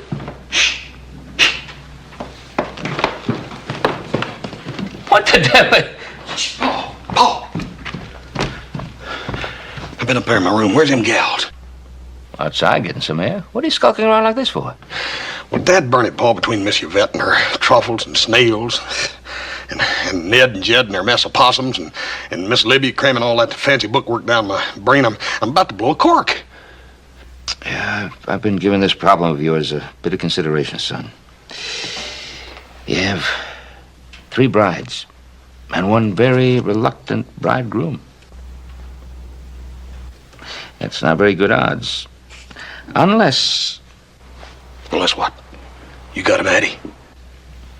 Well, I just might have, son. Weren't you and Little Joe going to play poker over at Will Parker's tonight? Yeah, I was gonna. Hoss, I think you just ought to go over there and play poker. And make sure you go through the kitchen. All right. Paul, I'm going to be dependent on you.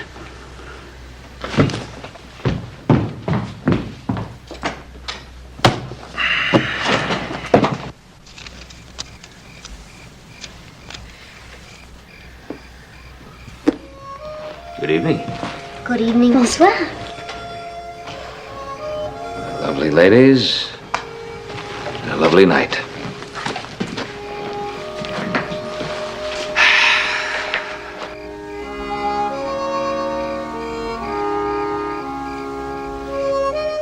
Lovely music.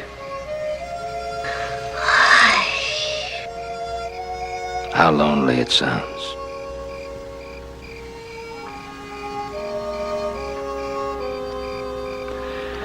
Couple of nice boys, Ned and Jed. Nice boys. It's strange how people can show their loneliness to their music.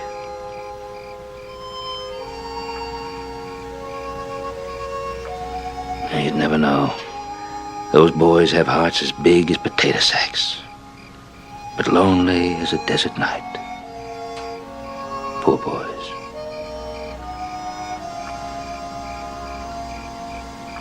Poor boys. What'll they do when Annie leaves them?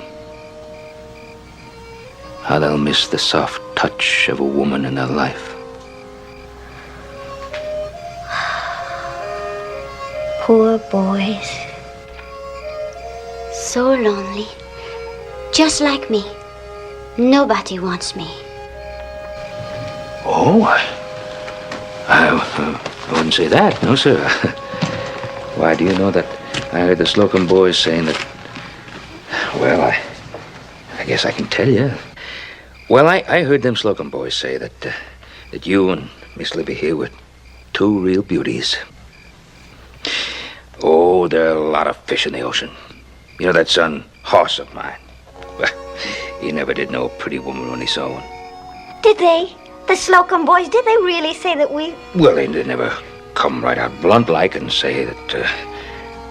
Let me tell you about those 2 boys. Underneath those rough exteriors beat 2 hearts of gold. Yes, ma'am. 2 hearts of gold.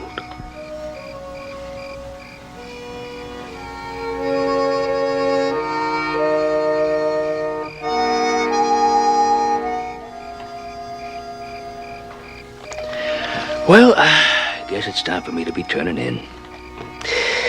Good night, ladies. Good night. dreams. Bonsoir, Monsieur Cartwright.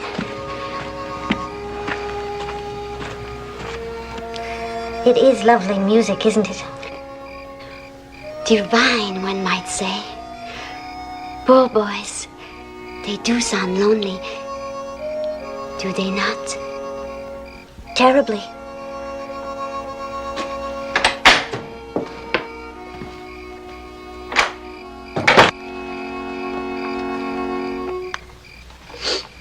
That's pretty. Yeah. Hey, Ned, look at them stars. Like wildflowers on fire, ain't they? Pretty, all right. Kind of reminds me of old Kentucky. The moon just like a big old lantern. You homesick, Ned? Kinda, I guess. This is mighty fine country. Feller could set his roots down if he put his mind to it. Yeah, and come spring, planting some corn and hoeing it and watching it grow. Maybe building a little old still out back. Making us up a big old batch of that pure, golden...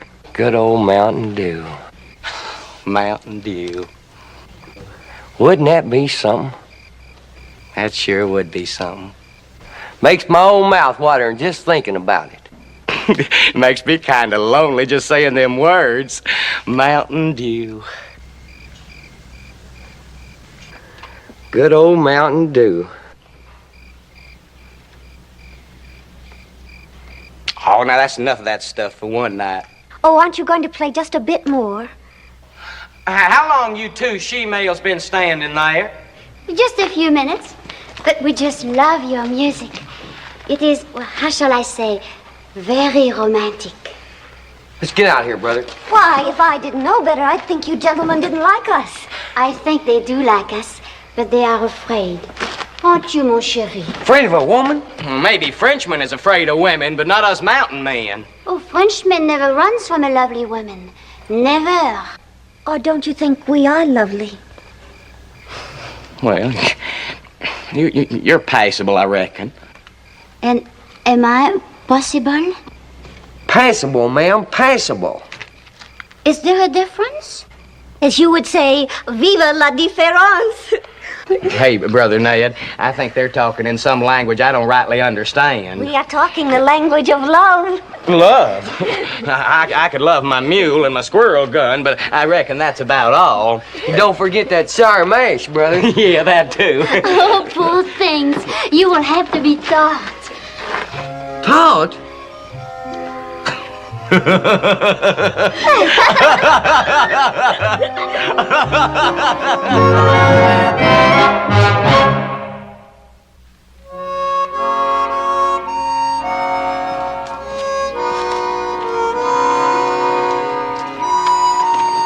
Oh, pardon, monsieur. Oh, pardon me, ma'am. I just... Well, I did not see you. I didn't see you neither. I was just poking along and thinking about last night down by the corral. I was also thinking. That's funny, both us thinking at once. You know, I think all the time, nearly. And sometimes I think about the doggonest things. Really? Oh, yeah. You know, once I was walking along and suddenly I commenced to thinking about how I'd like to just peel off my boots and run in the mud, just like a little old kid. And did you? Sure did, just like that. How thrilling to be so impulsive. Impulsive? I ain't scared of nothing that walks or swims or crawls. Not even girls? Well, I Oh, you do not seem afraid of me. Well, I reckon I forgot that you was a girl just for a minute. You're just saying that. No, ma'am. No, ma'am, Miss Yvette, I ain't. Why, if it wasn't for that horse Cartwright, I'd... You do what, Monsieur Slocum? Well, Monsieur Slocum, are you fond of escargot? Escargot? Well, seeing I ain't never met him, it'd be hard to say yes or no, ma'am. You silly boy. Have anybody told you have a delightful sense of humor? Let's talk about New Orleans. Have you ever been there, mon chéri?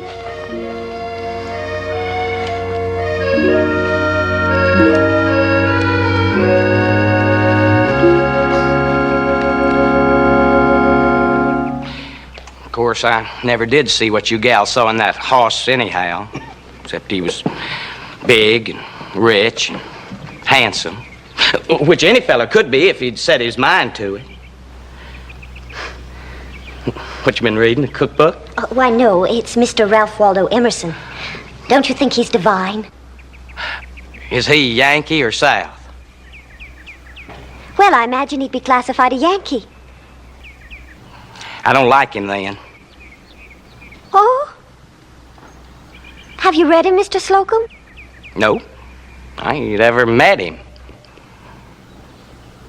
Of course, I ain't got nothing against Yankee she-males. Naturally, I hate men Yankees more than I hate potato bugs.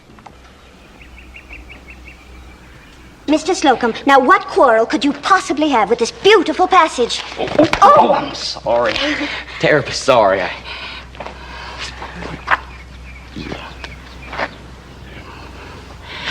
Well, I'll own, for a Yankee, it ain't bad.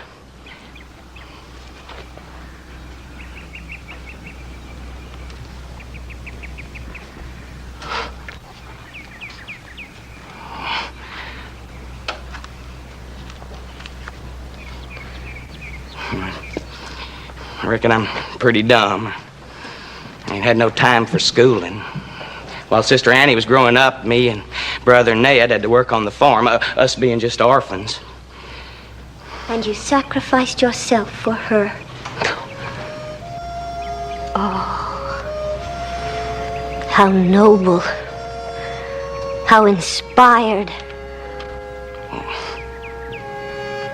Why, Mr. Slocum, Jed, makes me want to cry. Oh, well, I was just... Oh, there's beauty in your soul, Jed. There is? I knew it from the very first moment I saw you. But I was blind. You were? Blinded by selfishness, thinking only of myself, tossing myself shamelessly at Hoss Cartwright without a thought to... To me? Precisely.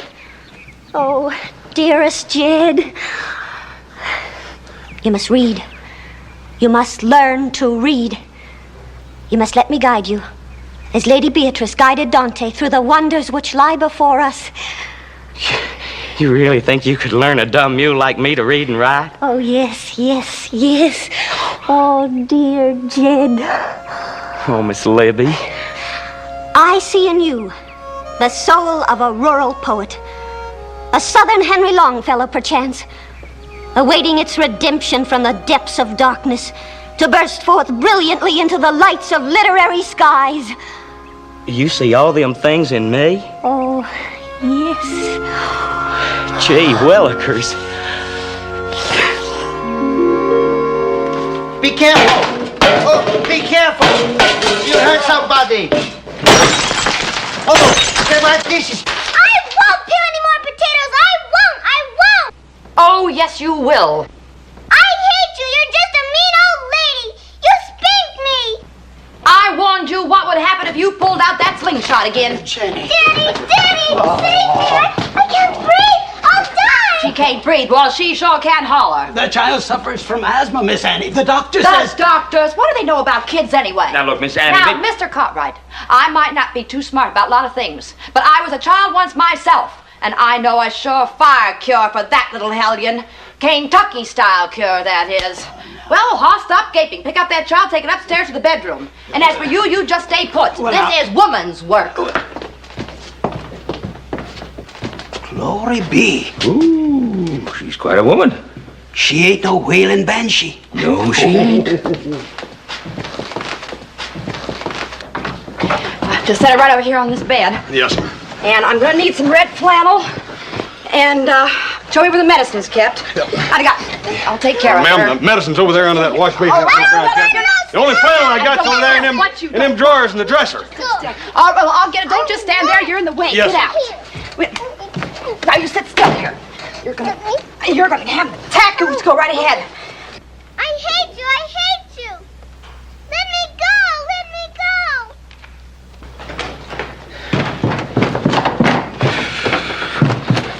Boy, Paul, that Kentucky gal is sure determined. Yeah. So's Jenny. Mr. Cartwright, I wonder if you'd care to accompany me upstairs for a peep at the proceedings?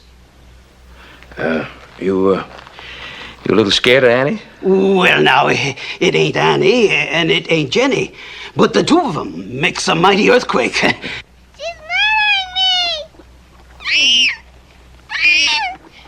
She's murdered me, poor child.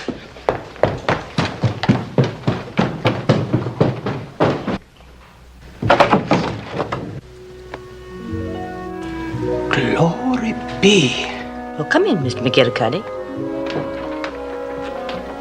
Are you all right, Jenny, darling? Now, why shouldn't she be all right? Since when has a warm bed and a good rub down done a child any harm? What this child needs is love. A mother's love. I've been given that very idea a bit of serious consideration of late.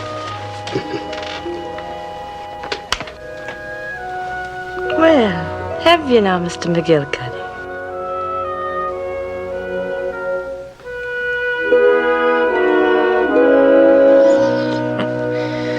Things have sure simmered down upstairs. Yeah, upstairs. Hey, pull out, horse! Hey! Take a look at this. And where'd you find this? Found it on a bunkhouse door. Hoss, listen to this. Dear Hoss, Little Joe, and Mr. Cartwright, please forgive us for going like this, but it could not be helped. Jed and Ned need us more than Hoss ever will, and we've discovered we need them. Please don't worry about your double-seated buckboard, as we shall return it after the wedding. Your friends forever, Yvette and Libby. Hot dogs! Hey, Paul, I'm a free man. Wait a minute, come here. There's more. We all hope Annie and Hoss will be very, very happy. Well, Rome wasn't built in a day. It ain't Rome I'm worried about, it's me.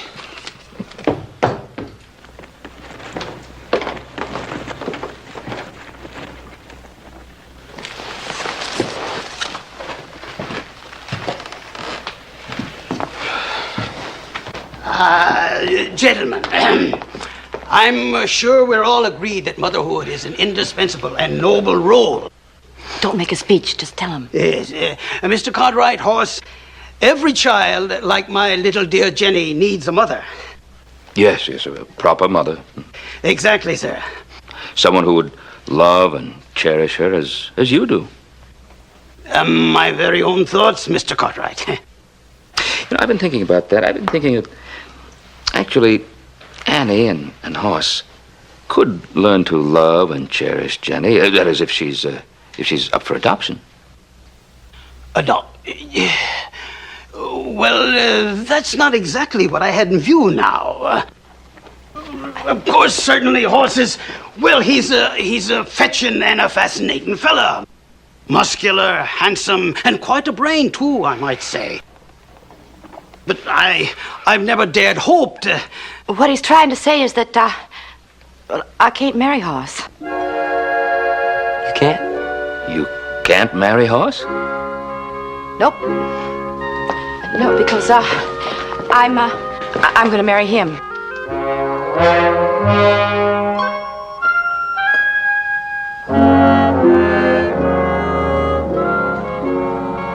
You see, this funny little Irish fella, he really needs me. And, well, so does that sweet little Jenny. So, well, you understand, don't you, Hoss?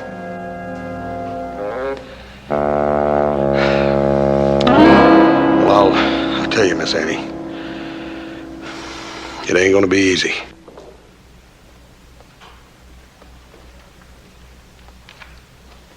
But, doggone it, the best man won, so congratulations. Thank you, Hoss. Congratulations, my goodness, yes. And my very best wishes to you. We're going to have a wedding at the Ponderosa after all. That's burning right. And I'm going to give the brides away, all of them. Well,